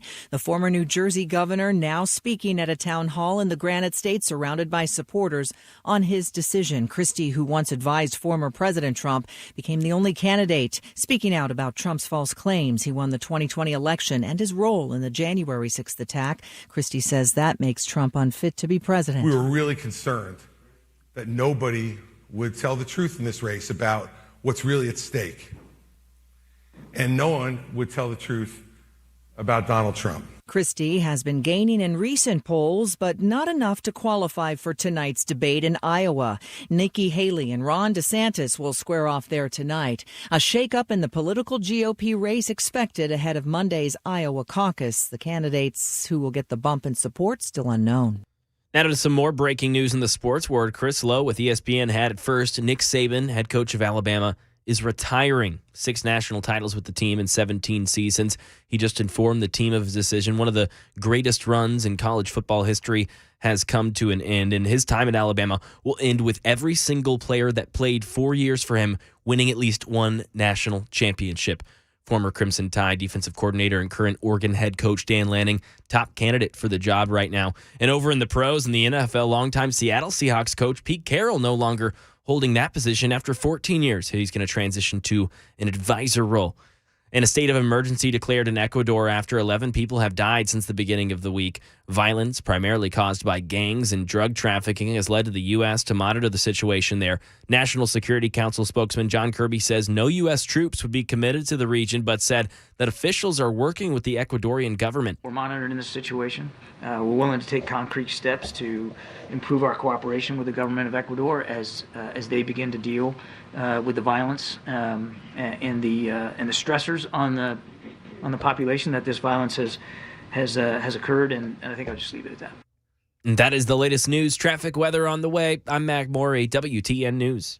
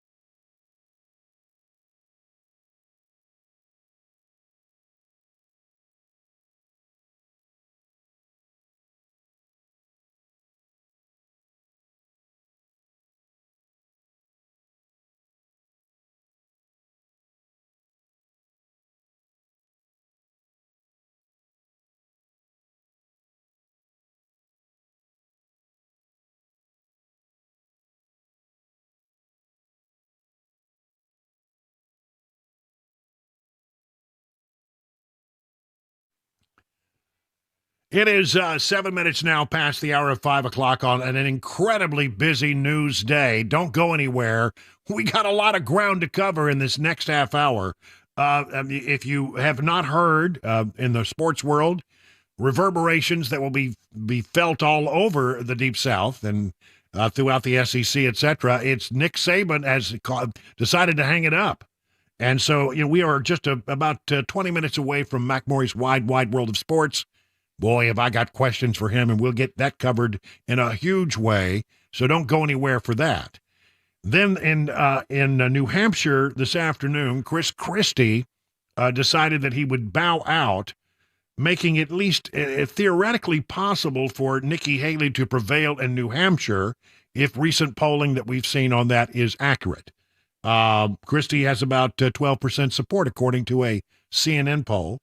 And Nikki Haley is only 7 points behind Donald Trump in New Hampshire, if, again, that poll is accurate. So that's going to be very interesting. We're going to talk about that. But, I mean, really, before we get to the announcement, we have to talk about what happened just before the announcement.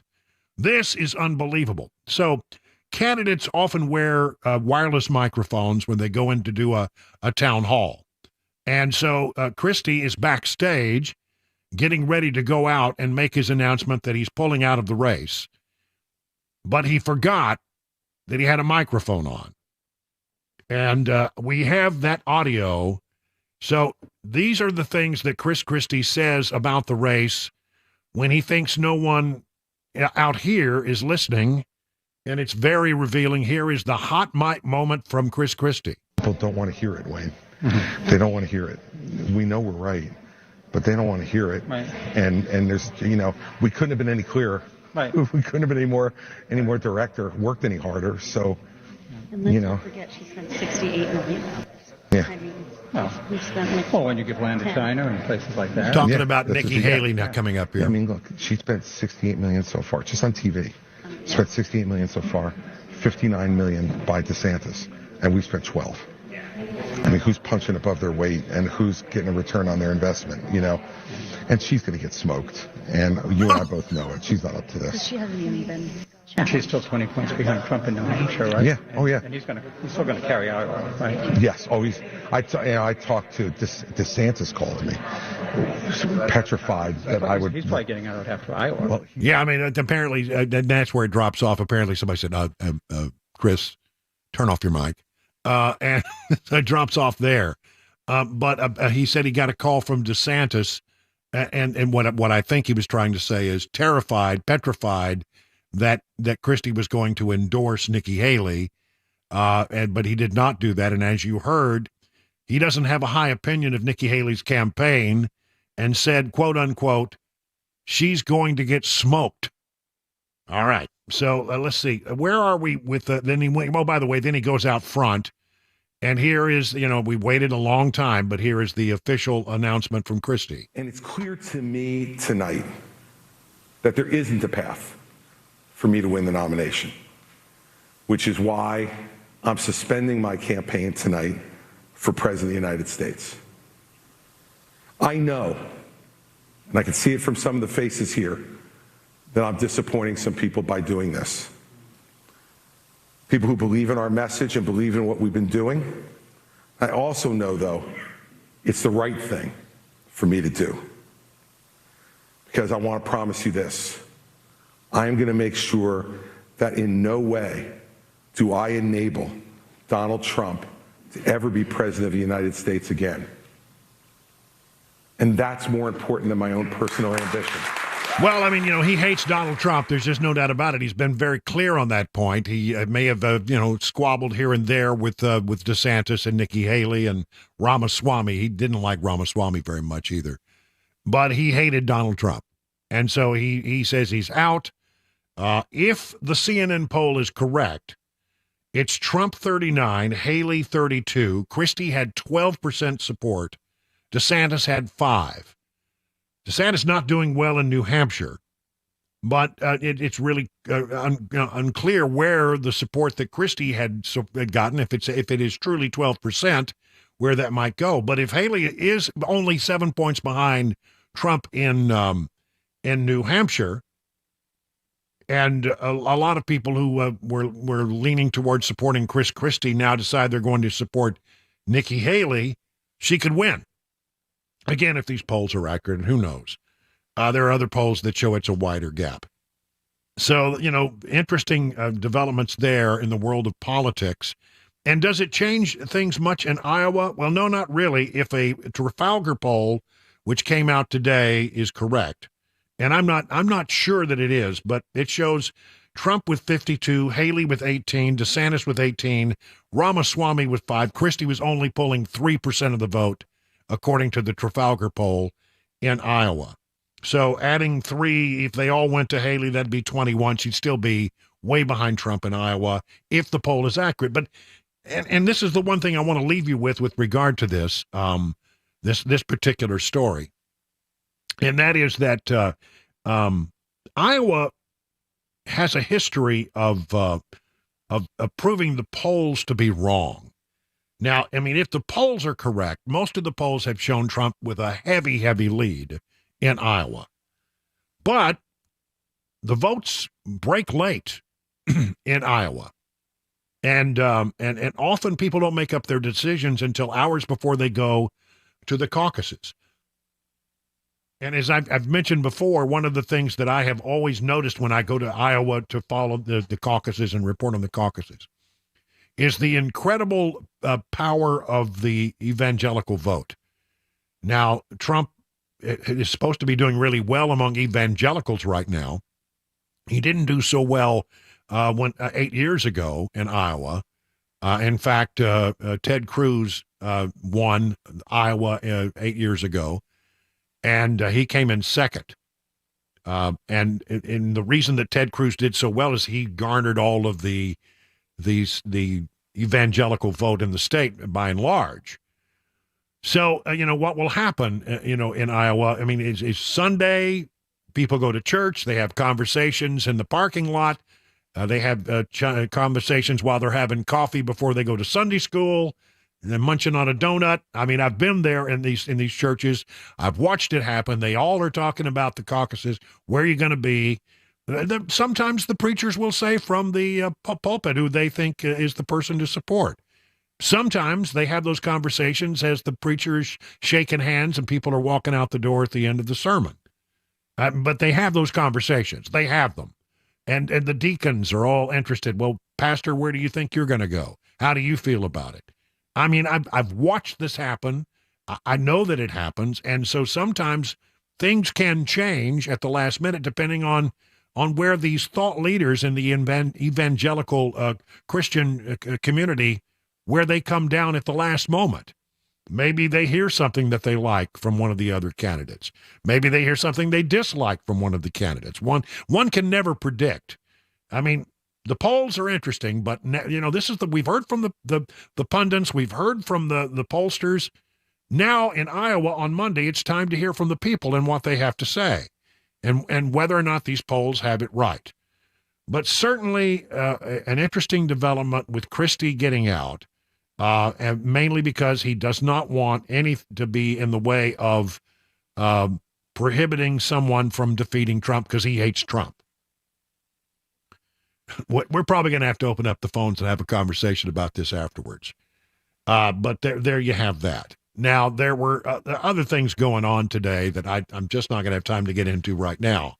But clearly, and the other big breaking story has to do with, in the world of sports, there's probably no bigger name than Nick Saban. And Nick Saban has announced that he is retiring as the head coach of Alabama. Does that mean he's retiring? I mean, I happen to know an NFL team that's looking for a football coach right now. Yeah, I don't think that's going to happen. Saban tried the NFL once and he didn't do too well. Yeah, so well, I know. But it's interesting. Is if is he truly out where what he's going to do? Is he going to really retire? I don't know. Who knows? One way or the other. That's a big story, and we'll get to that in a few moments with Mac Morey. And then I want to, when we come back after the news, I'm going to do something that I'd planned to do at the top of this hour. This incredible scene on Capitol Hill this morning, where Hunter Biden shows up at his own contempt of Congress hearing, sits on the front row. Chaos predictably ensued, and it was just nuts, just crazy stuff going on. There's that going on and a whole lot more and who knows?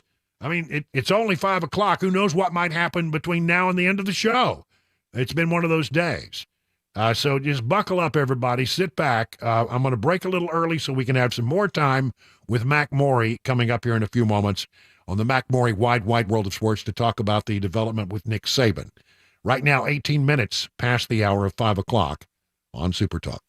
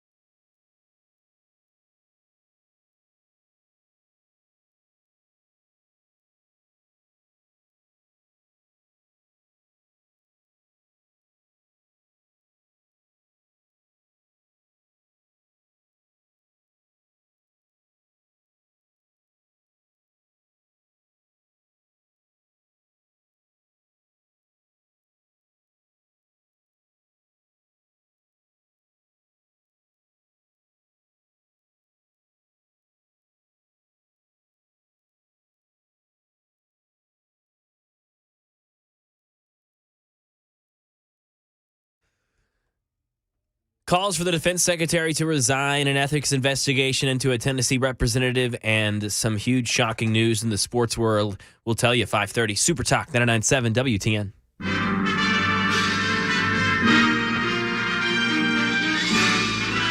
Spanning the globe to bring you the constant variety of sport, the thrill of victory, and the agony of defeat. That's right. It's time for Mac Morey's wild world of sports. And now here is the man. He has all the information. You know him, you love him. You can't live without him. It's the one, the only, the incomparable Mac Morey, ladies and gentlemen. Oh, yeah. 2 big news days in a row. Day, you know. Crazy stuff. I wanted to make some extra time. We're starting this a little earlier than we normally do because, my Lord, in the world of sports, we've had a lot of stuff going on. I mean, first, we find out that we're losing the head coach of the Titans and that Vrabel's gone. And then and boy, apparently this is the season where a lot of people make these kind of decisions. Now the big news that's coming up in the last hour is that Nick Saban stepping down as the head coach of Alabama, the Crimson Tide, and that is in the world of college football about as big a story as there is. Mac Morey, what's going on here? Monumentous story. This affects every contender, every team in college football. This affects recruiting. This affects everything. Yeah, you can hear Saban, a collective, hooray across the country when that news came out. Of course. Right? I mean, you broke it to me over the intercom. I'm looking at my phone. Really? I just saw it. And then Matt Murphy's standing right next to me. I'm going, Murphy, Saban's gone. And me and him start jumping up and down. I wondered what was going on there. I could see you guys jumping around like a bunch of crazy guys. That was us celebrating. He's a Georgia fan, and Weber, obviously, as you are. I'm a Tennessee Volunteers fan. Every SEC fan can just take a sigh of relief. No longer dealing with Nick Saban.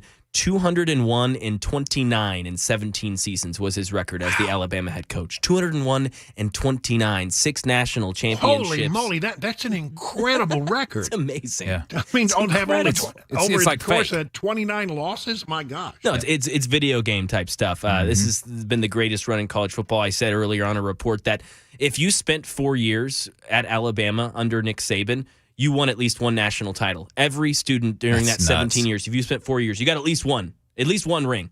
And I don't know if we'll ever see this again. I kind of rarely say the ever and never word, but I wouldn't hesitate here. I don't know if we'll ever see something like this ever again. To win as much as he did for as long as he did, it's so unheard of. And yeah, just an incredible run. And as happy as I may be as a football fan, for my team, as a football appreciator and a respecter for GOATs, I mean, hats off. An incredible career to an amazing man and coach. But hold on a minute. Is he done?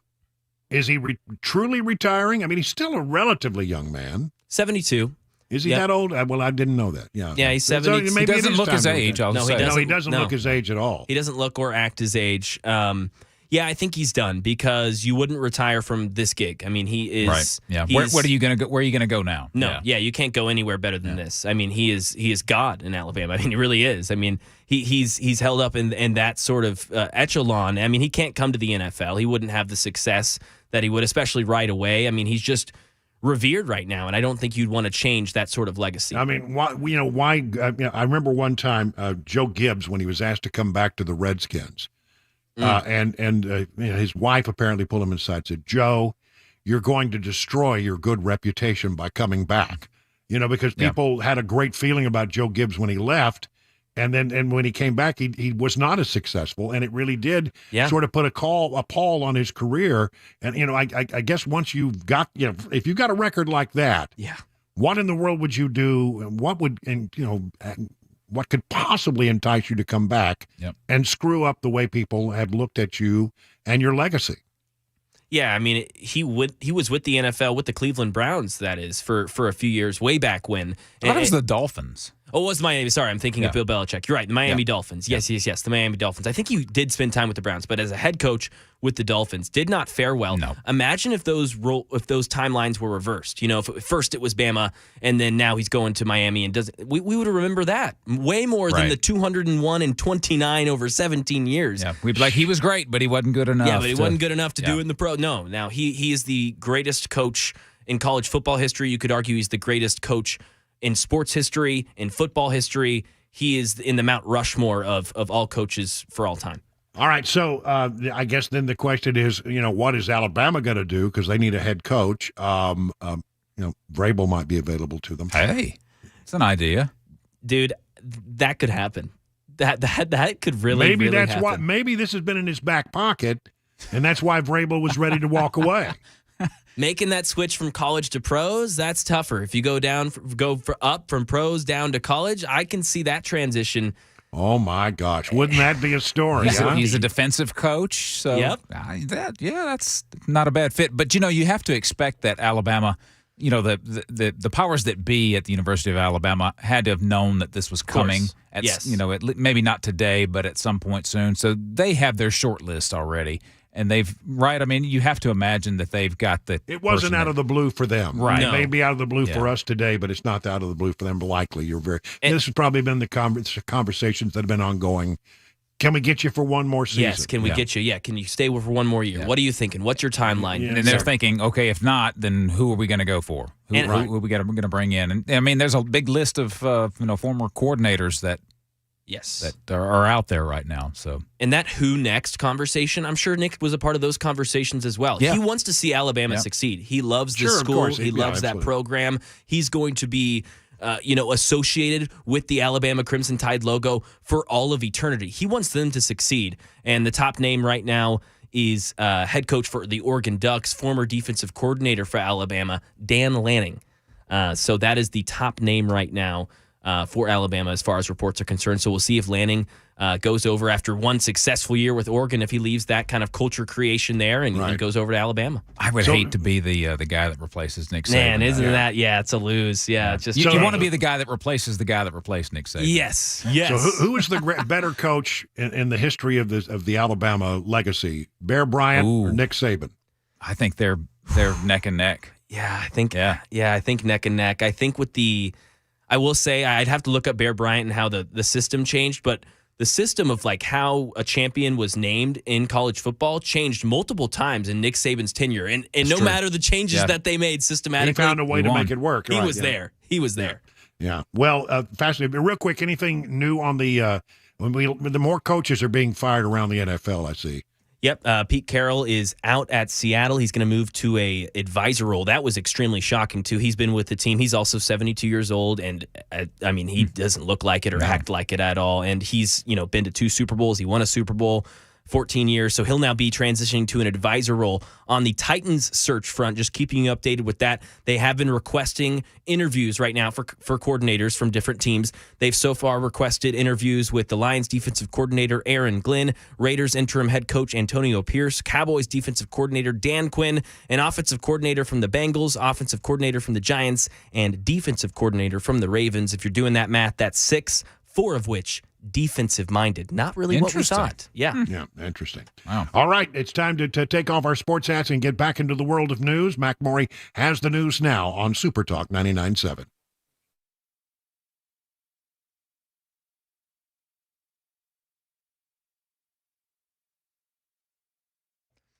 .531, I'm Mac Maury with your top stories. 43 degrees, a clear day on Music Row. Full weather forecast, latest traffic report on the way in 5 minutes.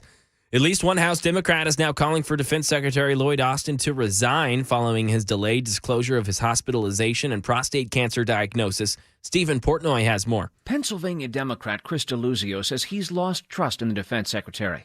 It's a powerful statement coming from a member of the House Armed Services Committee.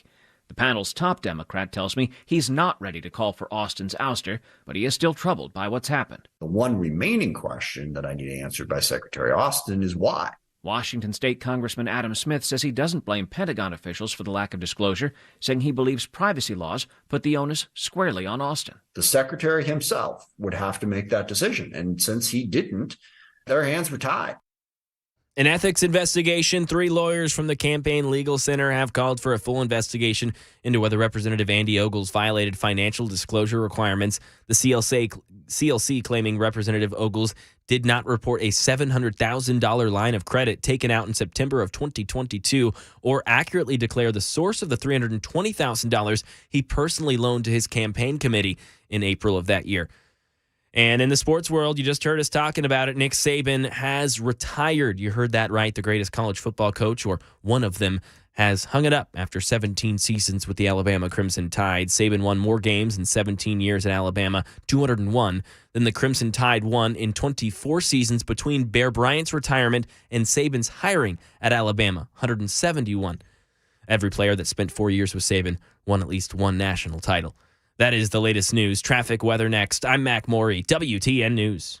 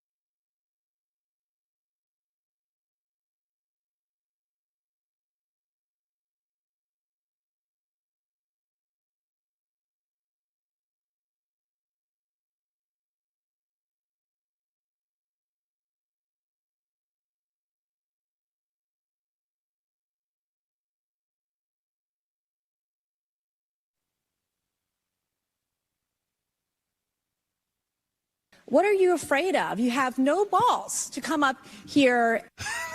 That was probably the most unremarkable thing that happened today on Capitol Hill. This has been an incredible news day.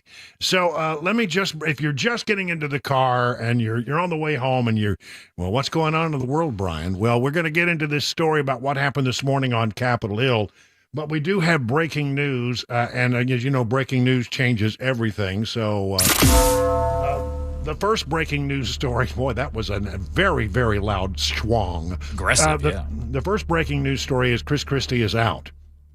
And that in itself is not earth-shattering, except that it now makes it at least mathematically possible, perhaps, for Nikki Haley to do well in New Hampshire.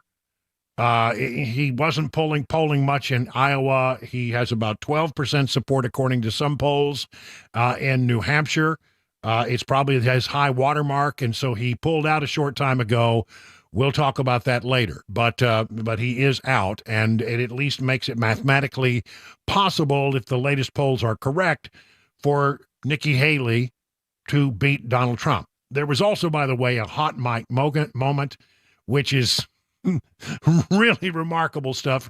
Christie was backstage with a wireless microphone on and did not know that everybody was listening to everything he said. And he said some things that were not very complimentary of Nikki Haley, actually, among other things. So there's that. Then, of course, as you heard a few moments ago, the big news in the world of sports, Nick Saban.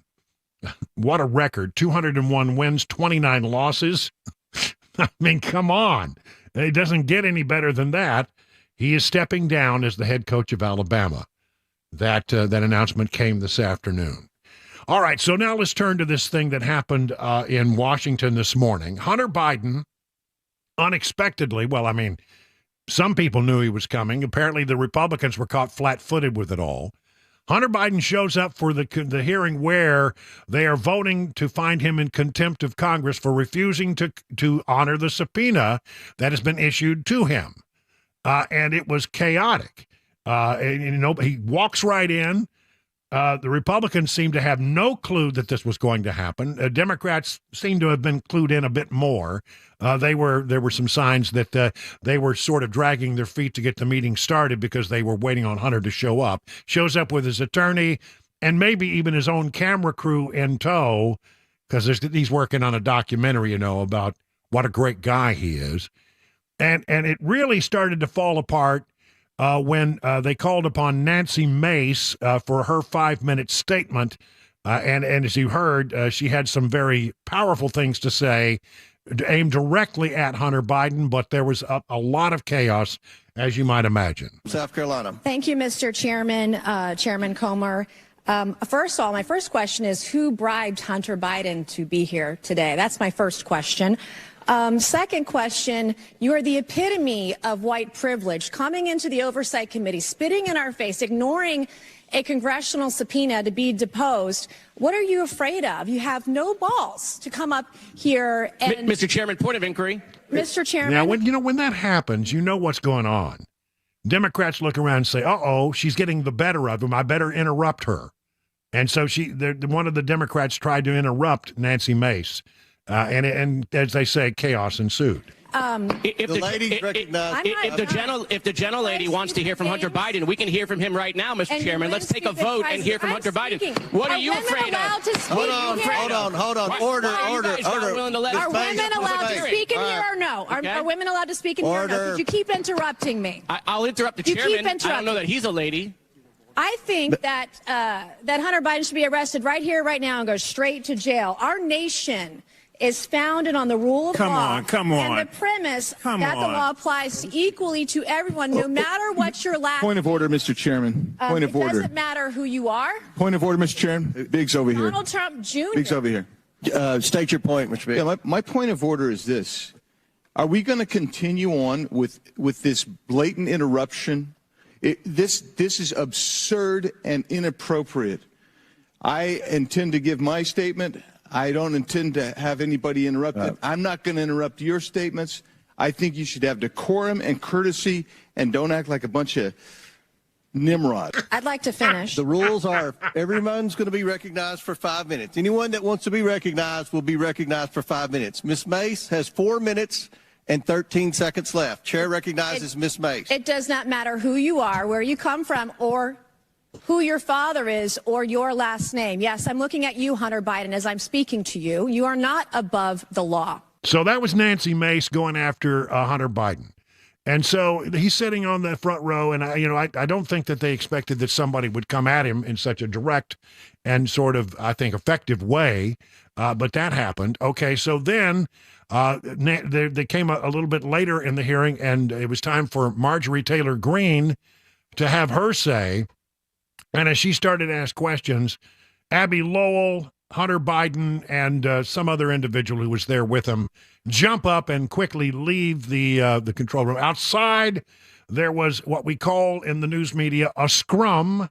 It was like it's like a football scrum is what it was. It was just chaos in the hallway.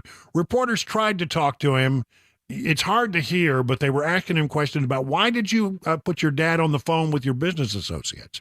And he didn't really answer. Mr. Biden, why did you put your dad on speakerphone with your business partners if you had no involvement in your business? Do you have a dad? Does he call you? Yes. Do you answer the phone? Yes. Okay. But why did you need to talk to him during business meetings if he had nothing to do with your business? Just crazy stuff, going on there. So there was that. And so let's see what else happened. Well, the Speaker of the House was doing a press conference nearby, and it came to his attention that Hunter Biden had made another one of these surprise appearances on Capitol Hill. We have a Hunter sighting today. Oh, boy. He's back, I think, to complain about being compelled to testify. But he's still in defiance of the subpoena, and that is the important and undeniable fact here. He's defying a lawful congressional subpoena. So I support the Oversight and Judiciary Committee efforts to hold him in contempt. We have to do this. This is our role. It's our responsibility. We're not taking any pleasure in this. This is not political. At the White House, questions were asked about whether or not Hunter had spoken to his dad before or after this. Did the president speak to his son before or after his appearance on Capitol Hill? I'm not going to speak to the president's private conversation with his families. No, not going to talk. Karine Jean-Pierre, not going to talk about it, not going to talk about it. And the question came, well, was the White House aware of what was going to happen? Was the White House informed in advance that Hunter Biden would be showing up at the House Oversight Committee's hearing on Capitol Hill today? So here's what I'll say, and I've said this many times before. Hunter, as you all know, is a private citizen. He's not a member of this White House. He makes his own decisions, like he did today, about how to respond to Congress. And so I would refer you any further questions, any additional questions about this process, certainly I refer you to Hunter's representative. Abby Lowell, who was not saying very much today. Okay, so now, what the Democrats are saying is that he should be allowed to come into the hearing room and testify without having a closed-door deposition beforehand. Jamie Raskin making an incredible amount of noise about how, well, let him testify. In fact, AOC, she was out there making the same. This is classic AOC. I'm sorry, I'm trying to get it to come up. There it is. AOC. I implore this committee to allow Hunter Biden to testify publicly. I implore and I ask for that to happen. And we cannot do that by getting engaged in this back and forth on a defiance of the subpoena. Let him comply. Let him do it today. Let him do it tomorrow. But let the man do it. Well, the way this works is you're supposed to go for a deposition. And Jamie Raskin say, no, he wants to have a public hearing. He wants to do it in public, which would turn into a bigger circus than what we saw today. Absolutely. But it's interesting that Jamie Raskin, when he was the chairman of this same committee, he was insisting that people come back behind closed doors for complete depositions where they answered questions. And then if you wanted to have a public hearing, that might happen. Here is Jamie Raskin back in those days. The lesson is, please tell your children out there in America, if you get a subpoena to go before Congress or you get a subpoena to go to the court, go. You have a legal responsibility to go. To hear some more. Would it be closed door with Bannon, or do you want to, because he could go up there and pontificate? if it was a public live hearing? The way that we have treated every single witness is every the same, single witness. that they come in, they talk to the committee. If they're going to take a deposition, they're sworn under oath. It's videotaped, it's recorded, and then we take it from there. We take it from there, but he's first got to do it behind closed doors, and that's what the subpoena says. They call for him to testify behind closed doors. Listen, this was political theater of the highest degree. Again, I think most of this was probably for the benefit of Hunter Biden's own personal cameras who were following him around on Capitol Hill, according to some reports. I know a lot of these cameramen who work the Hill and have worked it for years, and I know how they set up their camera rigs.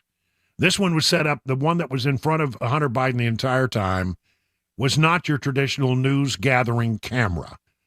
It was very clear that it was a more of a documentary kind of camera set up with gear in a different way than traditional news people use. So, I mean, there's been a lot of talk about, was this all for the documentary? Was this all for show? It is. It's a dog and pony go. It's a sound and fury, which signifies not much.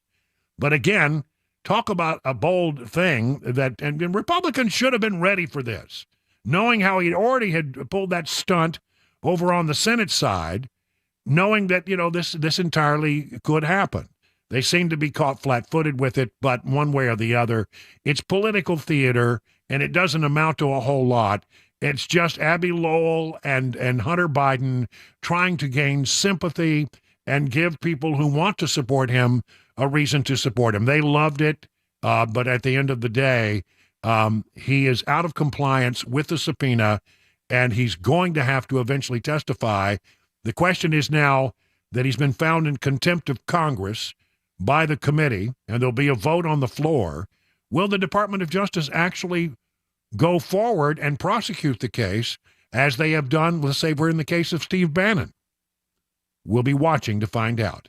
I have my suspicions how it's going to go, but we'll watch and see what really happens. 51 past the hour now of 5 o'clock.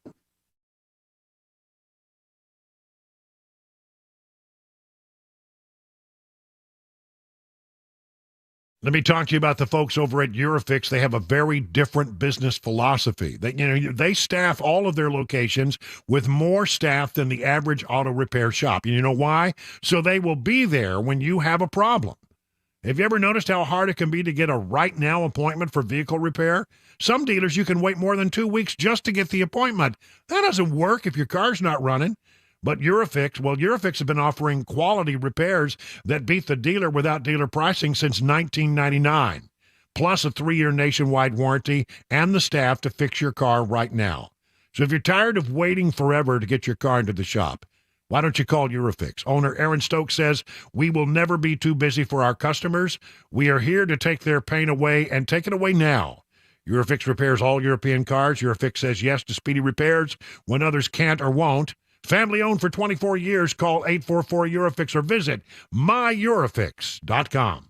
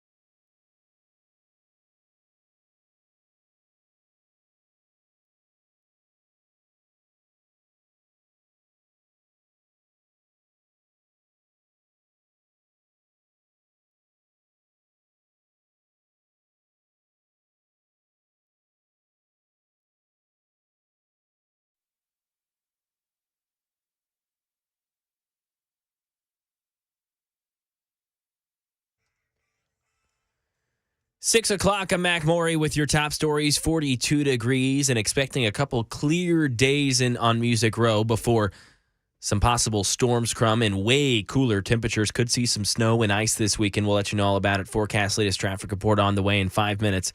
Christie has suspended his presidential campaign tonight. Andy Field. He could not ignore his low poll numbers. There isn't a path for me to win the nomination. Christie ending his campaign to make sure Donald Trump did not get the Republican nomination, saying he was one of the few candidates willing to criticize the former president. I would rather lose by telling the truth than lie in order to win. Unclear who Mr. Christie will endorse.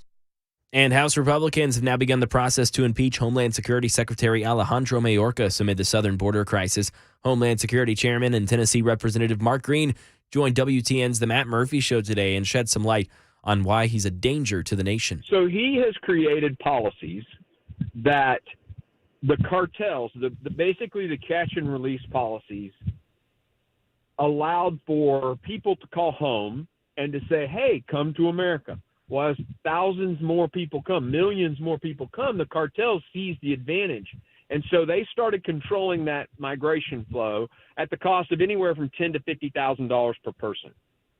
They use armbands to determine how much a person owes once they get into the United States. So that's how much crime they have to commit once they get in the United States to pay back the cartel. And Green says Mayorkas was made aware of this, and instead of putting a stop to it, he implemented more policies that enhanced the previous policies. Green says that the first priority should be border security, then illegal immigration, and the 2.5 million encounters of migrants occurring at the U.S.-Mexico border in fiscal year 2023 represented a new historic high. It topped the prior year's record. Lockdowns in the volunteer state. Donaldson Middle School was placed on lockdown before school started this morning. It was due to a hoax bomb threat. The threat came in over email. Officers swept the building. They determined the threat was not credible. They cleared the school for continued use. And Metro Police now investigating the source of that threat. In a bombshell report coming out of the sports world, Nick Saban has retired. You heard that right. One of the greatest to ever do it has hung it up after 17 seasons with the Alabama Crimson Tide. Saban won more games in 17 seasons at Alabama than the Crimson Tide won in 24 seasons between Bryant's retirement and Saban's hiring at Alabama, 201 to 171. And every player that spent 4 years with Saban got at least one national title. That is the latest news. Weather and traffic next. I'm Mac Maury, WTN News.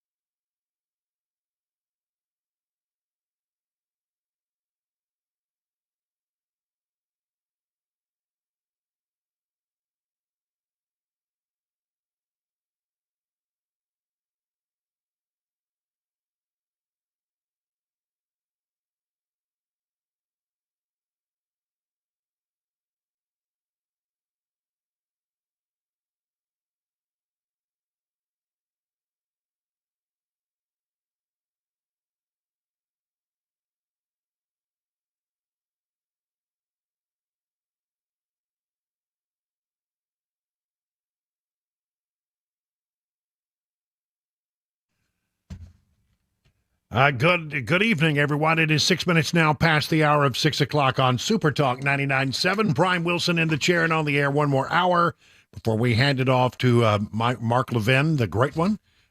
It has been an incredible busy news day. Breaking news everywhere. If you're just getting into your car, if you haven't been paying much attention to what's going on in the news today, let me just bring you up to speed very quickly. There has been some breaking news developments. Christie is out. He's not going to run, and it comes just before the Iowa caucuses, and it also comes at a time where it could potentially help Nikki Haley, who has been surging in New Hampshire. It is at least mathematically possible that Nikki Haley could win New Hampshire, which would be an interesting development, given the fact that Donald Trump is leading in big numbers around the country. But one way or the other, there was also a hot mic moment in which Christie, he said some rather unflattering things about Nikki Haley, said that she was going to get smoked, and that he had gotten a call from Ron DeSantis, who was panicked and apparently concerned that there was going to be an endorsement of Nikki Haley. That's not going to happen, but Christie is out, and that sort of jumbles the numbers a little bit. We'll get into that, I promise you, in the next half hour, right after the news at the bottom of the hour. The other big news, of course, and do it again, Nick Saban is out. Wow. If there was ever someone who has personified a winning program in Alabama, it's Nick Saban. I was stunned by the numbers. 201 wins in the course of his career at Alabama and only 29 losses. Wow. Yeah, you don't see that happen. No. Very often. And he's, I did not know, 72 years old, and apparently he's decided to hang it up, that there's nothing more. Well, I mean, what do you do? Just keep going? What if he'll still do those Aflac commercials? Aflac. With okay. Dio. Yeah, that'd be great. I'd love that. All right, so there's that. So those are the big breaking news stories of the day. But because of the breaking news and because of all the things that have sort of taken us off our regular schedule, there's a ton of stories. I mean, I've got a ton of stories that I wanted to get into the show today that I haven't had time for. So I'm going to just try to plow through these. This is what we call the lightning round. Of all the stories that I wanted to talk to about today, but I had just not had the time to do before now. We'll start locally. Tennessee 3. The Tennessee 3, remember them? They ones who broke up the state legislature and caused all kinds of problems in the last session.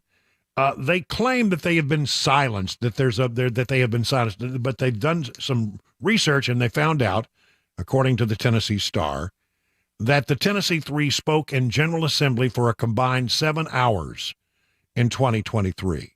They were not silenced at all. However, there are some new rules in place for this particular session to make sure that they have some decorum on the floor of the Tennessee House, and that these guys don't make a mockery out of the whole process. And on Wednesday, that was earlier today, they voted to not let a Democrat leader finish talking after he called the Speaker of the House drunk with power. In day 2 of the legislative session, Representative Justin Jones told the House that he and Representative William Lamberth, of Republican of Portland, attempted to get on the elevator Tuesday with Speaker Cameron Sexton. Yesterday, I witnessed something that was really appalled me related to these rules. Myself and the Republican Majority Leader, my friend William Lamberth, were trying to get on the elevator, and the Speaker's security put his hand up to Lamberth and said, "You can't get on with the Speaker." He pushed our Republican Majority Leader and said, "You cannot get on with the Speaker." Representative Jones, a member of the Tennessee 3, made national headlines last year, and now he says that the Speaker of the House is drunk with power. And so when he did that, they stopped him, and then they continued to have debate about whether or not he could continue, and they decided he could not. Jones was cut off by Representative John Ragan of Oak Ridge, who claimed that Jones was out of order. The House then voted to not let Jones finish speaking, so they're going to have these harder rules to try to maintain some decorum I don't know about the thing with the speaker and the elevator. I don't know. It doesn't seem to me to be, doesn't sound like the speaker, but well, I don't know what happened. I wasn't there. 2024 legislative session is kicked off, and there's a new rule that restricts access to the viewing gallery. The House gallery has been sectioned off as visitors began to gather, with only half open to the public and half open for VIP guests and media. The new ticketing policy implemented by Speaker of the House Cameron Sexton gives each lawmaker one ticket for the day's session. And this is a way to try to keep some order, because it was very chaotic at times last session, where people packed the galleries and were disorderly. So it's a ticketing policy. The House Democratic Chair, John Ray Clemens, said, "I was surprised to learn of this ticketing policy less than an hour before today's session. We strongly oppose it." I bet you do. Tennessee House adopts new rules banning strict debate limits and banning visual aids on the floor of the House. After nearly 2 hours of debate, according to the Tennessean, the Tennessee House of Representatives formally adopt new rules Wednesday banning members from using papers and visual aids to explain legislation and implementing a 5-minute time limit on bill presentations in committee. It includes a measure allowing the House to silence members found to be out of order during a House session. And that the members voted 70-19, overcoming stringent objections from the Democrats to adopt the rules. Again, this is the Speaker trying to make sure that business can go on in the State House, rather than just have it be completely devolve into chaos when the Democrats want to stop something. Moving on to national news, Mike Johnson, the Speaker of the House, is getting a lot of blowback from some conservative members over his agreement to have a $1.6 trillion spending bill. And Chip Roy of Texas has said that I'm leaving. I'm not going to say I won't file it. He's actually talking about challenging Mike Johnson as Speaker. Remember, any one member can now go to the floor under the current rules and challenge the Speaker. He says, I'm leaving that option on the table. I'm not going to say I'm going to go file it tomorrow. I'm not saying I'm not going to file it tomorrow. I think the Speaker needs to know that we're angry about it. He needs to know that we need to sit down at the table and try to solve that. It's notable criticism from Roy, who was not one of the 8 House Republicans who joined Democrats in ousting Speaker Kevin McCarthy last October. Listen, I just got to say this about all that. Mike Johnson, I think, is making the right moves. I think he was hand-tied to that $1.6 trillion number, because that was what Kevin McCarthy had already agreed to. He couldn't go back on that earlier commitment. And Roy has been on a warpath against Johnson and this deal. He's not happy about it. But at some point, do you understand how really narrow, thin the Republican majority is in the House? McCarthy is gone. Scalise is out having cancer treatments. Santos has been kicked out of Congress. And so, we can't afford to lose any more Republicans, or you know what happens in another round of chaos like Matt Gaetz put on this entire Congress? You could end up having the Democrats in charge because we lose more Republicans. If we can't afford to lose any more Republicans, and we don't need this chaos. And yeah, I get you. I mean, I'm not happy about the 1.6 trillion either, but let's see how that gets filled out. The devil is in the details, not the ultimate number. And so I understand Chip Roy's upset. A lot of people are upset, but at some point, you cannot continue to challenge the speakership, because the chaos that follows causes us to lose Republicans, and we can't afford to lose any more Republicans. Literally, if somebody dies, we could lose. That's how thin it is right now. If somebody were to pass away or be involved in an accident, and these things do happen during a congressional session, that happens all the time, you would find yourself with the Democrats having enough votes to take the majority of the House. And that's why they're going after Andy Ogles right now. They're attacking Andy Ogles now. I think there's a lot of Isn't it interesting that there's a lot of stuff that people keep talking about, Andy Ogles this, Andy Ogles that. Generally, there's an old saying on Capitol Hill about freshman congressmen. They're supposed to be like small children, seen but not heard. We hear an awful lot about Andy Ogles and this, that, and the other, but really when you understand what's really going on, they'd like to pick Ogles off. Because if they pick off enough Republicans, then the Democrats will take over. Chip Roy needs to settle down. Just saying. We've talked a lot about this incident that occurred, Lauren Boebert in Colorado, apparently at a restaurant with her ex-husband, Jason Boebert. And there was some kind of altercation. An investigation has taken place, and here's what we know. Lauren Boebert has not been charged with anything, but her husband has been arrested following a review of that incident. Garfield County jail records confirm that Jason Boebert was arrested and released on Tuesday following reports of an altercation with Lauren Boebert at a restaurant on Saturday. Boebert was arrested on charges of misdemeanor assault and criminal mischief on Tuesday, according to a report from CBS News. The Silt, this happened in Silt, Colorado, confirmed the officers responding to the restaurant located within Boebert's district on Saturday evening regarding an incident. It's not clear who called police, but both parties previously denied any wrongdoing. It's a sad situation that keeps escalating, said the Congresswoman in a previous statement to Fox News. So at least there's some development in that. House Armed Services Democrat, top House Armed Services Democrat, the Democrat. His name is Adam Smith, Democrat from Washington State, has said that Joe Biden needs to evaluate his relationship with Defense Secretary Lloyd Austin based on Austin's answers as to why Austin did not tell the president, or anybody else apparently, that he was hospitalized, and Biden needs to have a conversation about potentially firing Austin, and that there isn't a plausible answer as to why Austin didn't inform the White House. Smith said, and I quote, "I think Secretary Austin has done a great job as Secretary of Defense. When you look at the coalition he's put together to defend Ukraine, the response to the Israel crisis, we're in a very difficult set of circumstances for our national security. He's done a great job. But there's really no excuse that I can think of for not having informed the president, number one, that you had cancer, but certainly number two, that he is having this surgery and that he was hospitalized. And that's the one question I want to have answered. What did Secretary Austin think? Why did he think it was not okay to tell the president? Secretary Austin's number two in command of the military. The president's number one. It's really important to keep him informed. He didn't do it in this case, and I can't imagine a plausible explanation that justifies that decision." The ranking Democrat on the House Armed Services Committee.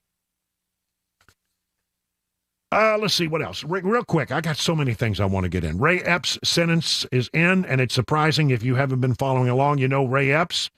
He pled guilty in September to a single charge of disorderly conduct, and he got 1 year probation. 1 year probation. And they wanted 6 months behind bars. The prosecution wanted, but said he engaged in aggressive conduct to get past police officers outside the Capitol. But they say there were distinctive mitigating factors that set Epps' case apart from other rioters' case. What were they? His attorney asked for probation, and that's what he got. Probation for a year, no restriction on his travel, a $500 fine, 100 hours of community service. 20 minutes now past the hour of 6 o'clock.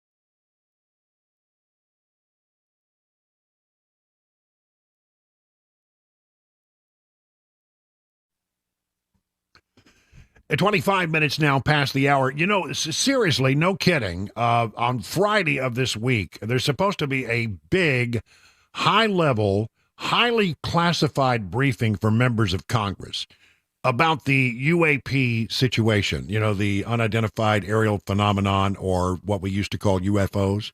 I mean, we now know that there's something going on out there. Everybody acknowledges something going on.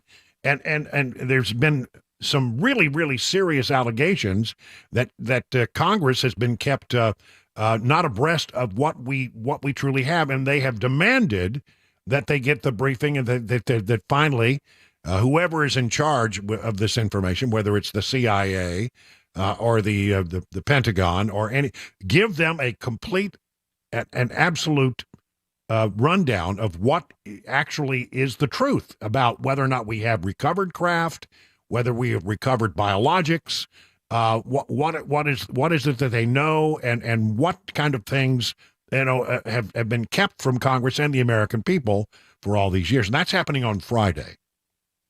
In advance of this comes this story. Okay, I just pass it on, folks. A UFO whistleblower, and this is a guy who's had a lot of credibility, and is one of the reasons why they're having the Congress doing some of the things he has told Congress. His name is David Grush, a former intelligence officer.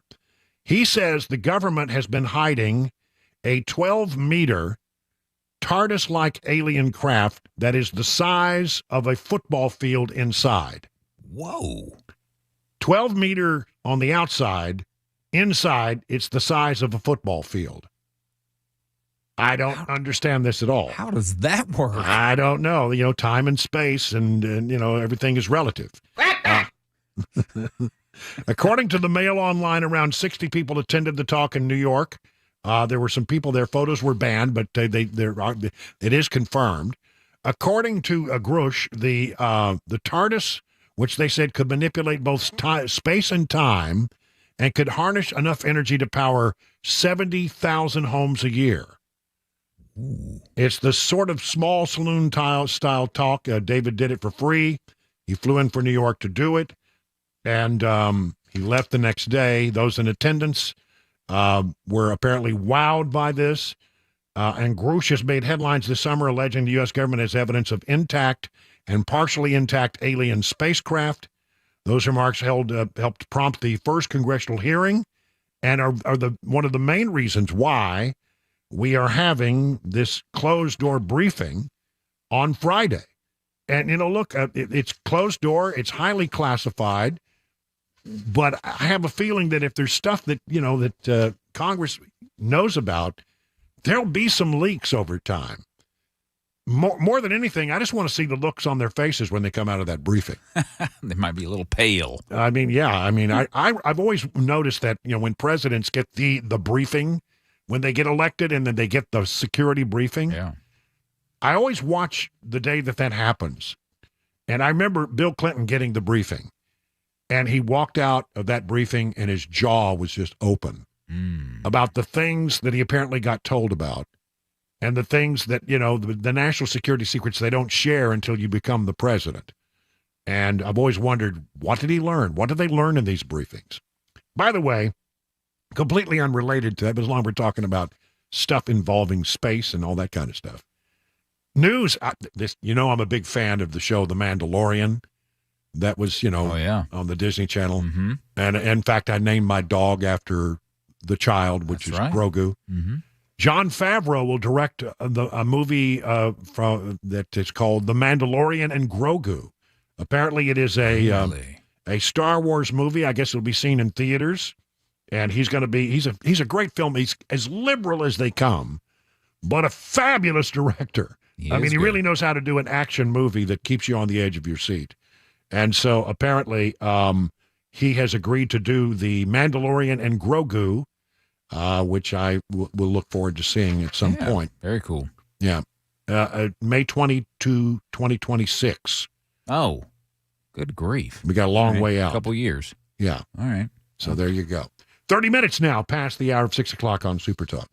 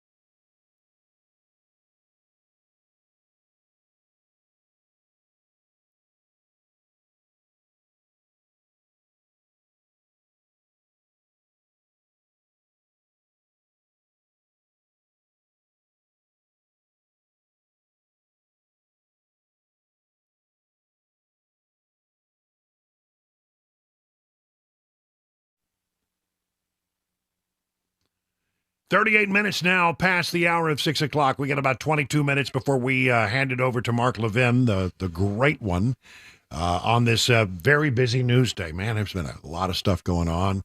But I think we want to spend the last few minutes going back over the world of politics and the 2024 campaign.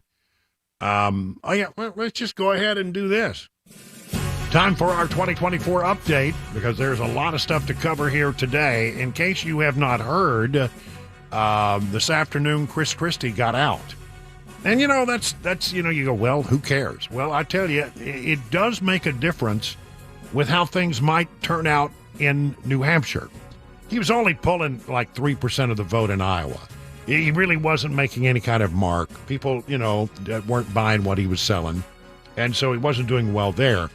But if a most recent poll that we have is a CNN poll, and it was a very interesting poll, which suggested that Nikki Haley was only about 7 points behind Trump in New Hampshire. They had it at Trump 39, Haley 32, Christie 12. All right, so if you take Christie's support, which is now available, and you added it to Haley's column, then she might win in New Hampshire against Trump. And that's what she's been trying to do. She's put all of her eggs into the New Hampshire basket. So Christie, he makes a big deal about it. I mean, he was milking the moment on the stage for a long, long time, just spewing venom in the direction of Donald Trump. He hates Donald Trump. He doesn't want Donald Trump to win. His whole purpose for being, it seems, is to try to be a thorn in the side of Donald Trump. He doesn't want him to become the next president of the United States or a president again. But before, okay, so that was what was going on. But before he actually got out to the stage, oops, a hot mic moment. He apparently did not understand that the microphone that he was wearing, the wireless microphone that he was wearing, was taking his words and sending it out to the entire world. They were waiting on him to come out when he was backstage, and apparently everybody who was listening in on the Chris Christie feed heard the following. People don't want to hear it, Wayne. Mm-hmm. They don't want to hear it. We know we're right, but they don't want to hear it. Right. And there's, we couldn't have been any clearer. Right. We couldn't have been any more direct or worked any harder. So, and let's not forget she spent $68 million. Yeah. I mean, well, when you give land to China and places like that. Yeah, that's what you get. Yeah. Yeah, I mean, look, she spent $68 million so far, just on TV. He's talking there about Nikki Haley. She spent $68 million so far, and she's on TV. Spent $68 million so far, $59 million by DeSantis, and we spent 12. I mean, who's punching above their weight and who's getting a return on their investment, And she's going to get smoked, and you and I both know it. She's not up to this. Wow. And she's still 20 points behind Trump in New Hampshire, right? Yeah. Oh, yeah. And he's still going to carry Iowa, right? Yes. Oh, I talked to DeSantis called me, petrified that I would. He's probably getting out after Iowa. Well, at this point, apparently somebody notified Christie that his microphone was on, and that the world was hearing all of this stuff. But I think what he was saying is he got a call from DeSantis, who was petrified that he was going to endorse Nikki Haley. And beyond that, we don't know exactly what, but he doesn't think much of Haley's chances, said, quote unquote, she's going to get smoked. Donald Trump heard this, of course, and put out a tweet that said, yeah, she's going to get smoked. Said, I don't agree with Chris Christie on a lot, but I agree with him on that. So took a full advantage of that. Then he came out and made the official announcement. Here it is, such as it is. And it's clear to me tonight that there isn't a path for me to win the nomination, which is why I'm suspending my campaign tonight for President of the United States. I know, and I can see it from some of the faces here, that I'm disappointing some people by doing this. People who believe in our message and believe in what we've been doing. I also know, though, it's the right thing for me to do. Because I want to promise you this. I am going to make sure that in no way do I enable Donald Trump to ever be president of the United States again. And that's more important than my own personal ambition. See, he hates Trump. He has always hated Trump. His whole reason for being is to be to needle Trump. Well, he's out now. He says he's suspending his campaign. That's the technical word they use. So there you have it. I mean, that's the big development in 2024 politics. The question, I think, that is an open question is, how does this rejuggle the numbers? It probably won't have much of an impact in Iowa because Christie was really not a factor in Iowa, but he's something of a factor in New Hampshire. And now the question is, where does Christie's where does his support go? Do they go to Nikki Haley? I don't know. After that off-mic comment, I don't know. Does it go to DeSantis? DeSantis is in last place in Iowa. Well, I think next to last place. He's got 5. So anyway, there's an interesting story, and I just thought this was worth going into, and it has to do with Iowa and how it is unpredictable. And there have been places where, you completely, you think you know what's going to happen, and then you go to Iowa and it doesn't happen. From the Epic Times, the caucus bedevils prognosticators because it tends to break late. And I've been talking about this. There are things that happen late in the process, very late in the process, where especially evangelical voters seem to wait to the last minute to make up their minds. And there's a lot of polling that suggests that it's going to be a good night for Donald Trump, but you never know. Ramaswamy is hoping for a good night, and he's not polling very high, but he feels like he's worked really hard, and he's thinking that he's going to have bigger support than perhaps. So you often get surprises. He said Iowans want to see the candidates, speak with them, and pass judgment in person. They don't make up their minds easily either. Often caucus goers don't reach their decision until just days before the event, if not literally the day before. And because of this, an experienced politician who polled well in the preceding months might finish behind a more personable candidate who shook more hands. Well, if the person who shook the most hands is Ramaswamy. Since 1972, when the caucuses were given their first-in-the-nation status, 2 Democrat presidents have had their stars turned in the barns, diners, and gymnasiums of the Hawkeye state. In recent years, the caucuses have produced upsets for both political parties. And so, it's unpredictable why this happens. Why is Iowa prone to surprises? Academics and analysts who've watched Iowa caucuses for years say that the atypical caucus setup often yields surprises for 2 reasons. First, enthusiasm for candidates and the ability of their campaigns to galvanize people to vote play a leading role. Iowans who participate in the local caucus must stand up, argue, and defend their choice for presidential nominee on the evening of caucus night. In states that conduct primaries, voters have an entire day to cast a secret ballot or an extended opportunity to submit an absentee or mail-in ballot. Second, Iowans don't make their choices lightly. So there's a lot of things that can happen. There have been shockers. You think you know what's going to happen, and then you get to Iowa and you find out maybe you were wrong. Other 2024 news, of course, there's all kinds of stuff happening with Trump, but the real question is about the Supreme Court and whether the Supreme Court will disabuse Colorado of the notion that they can take him off the ballot. I have a lot of respect for Ted Cruz as a legal analyst. He's probably one of the smartest people on Capitol Hill, has a tremendous understanding of the law, could well be a Supreme Court justice in his own right, if he didn't want to be the senator from the state of Texas. And he says he believes there is a very good chance that the Supreme Court will come back with a 9-0 ruling saying that the Supreme Court of Colorado got it wrong. I believe the U.S. Supreme Court is going to reverse the Colorado Supreme Court.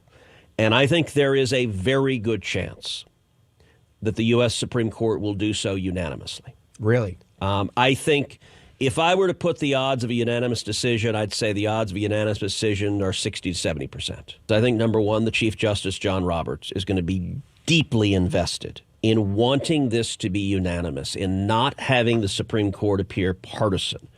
Every justice is going to be aware this is a decision that's going to be watched by the country and watched by the world. And every justice is aware of not wanting the court to appear like a political or partisan body. John Roberts, whom I know very, very well, as you know, I clerked for Chief Justice William Rehnquist. Yeah. John Roberts clerked for Chief Justice Rehnquist as well. He's been a friend of mine for 30 years. He cares deeply about the institutional legacy of the court, and he is going to be deeply motivated. A unanimous decision, I think he will believe, and I think all of the justices will believe, is the best for the court and the best for the country.